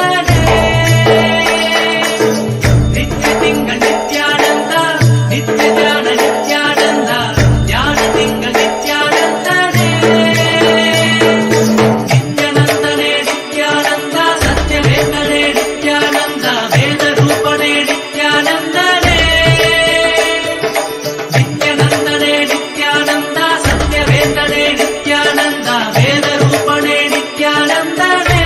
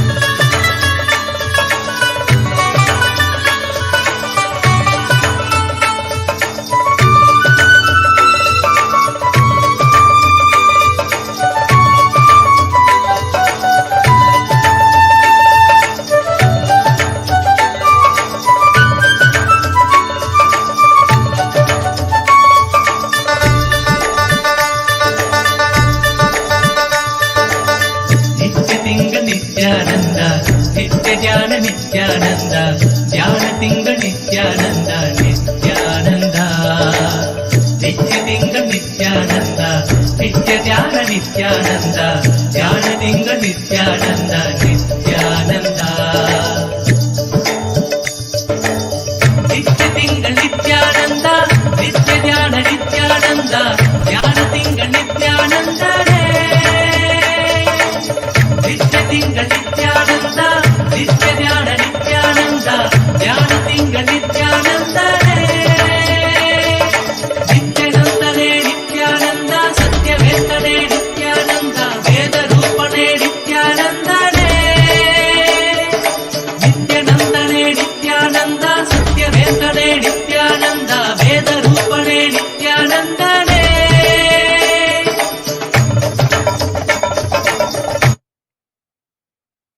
Bless you all as a living, complete manifestation, as a living Purnavatara of Paramashiva. I bless you all.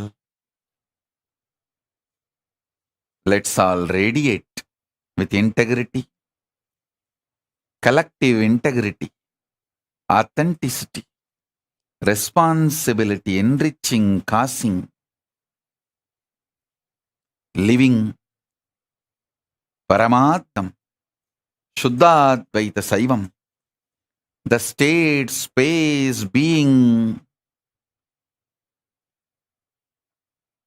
powers, superconsciousness and Kailasa of Paramashiva, Paramashivoham, Om Nithyananda Paramashivoham, the eternal bliss, Nithyananda. Thank you. Be blissful.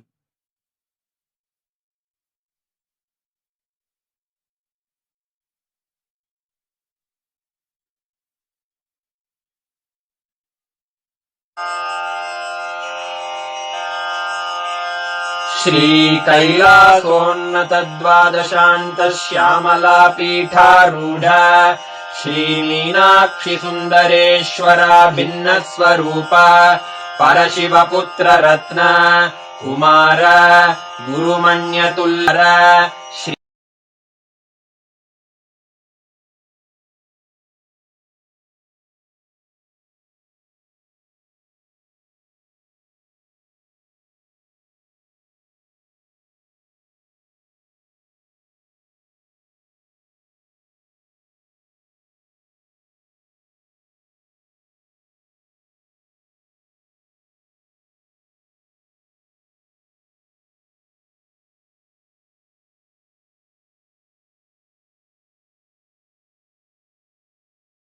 Hinduism, Jagatguru Mahasannidhanam, His Divine Holiness, Bhagavan Nithyananda Paramashivam.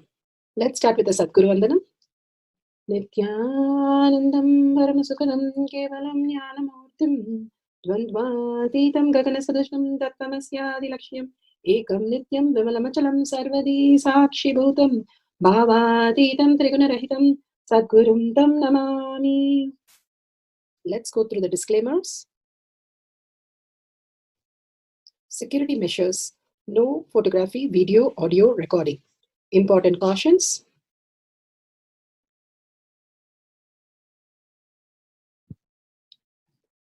Please be aware of the important cautions.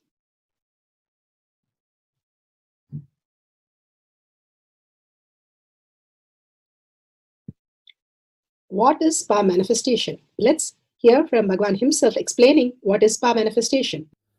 All the 25 states of consciousness, when they happen in you, due to your chemicals and hormones ups and downs, it is powerlessness. When it happens in you, out of your free will and consciousness, it is power all. When you fall into sleep, it is powerlessness. When you enter into sleep, it is powerfulness. When you fall into dream, it is powerlessness. When you decide to dream, it is powerfulness.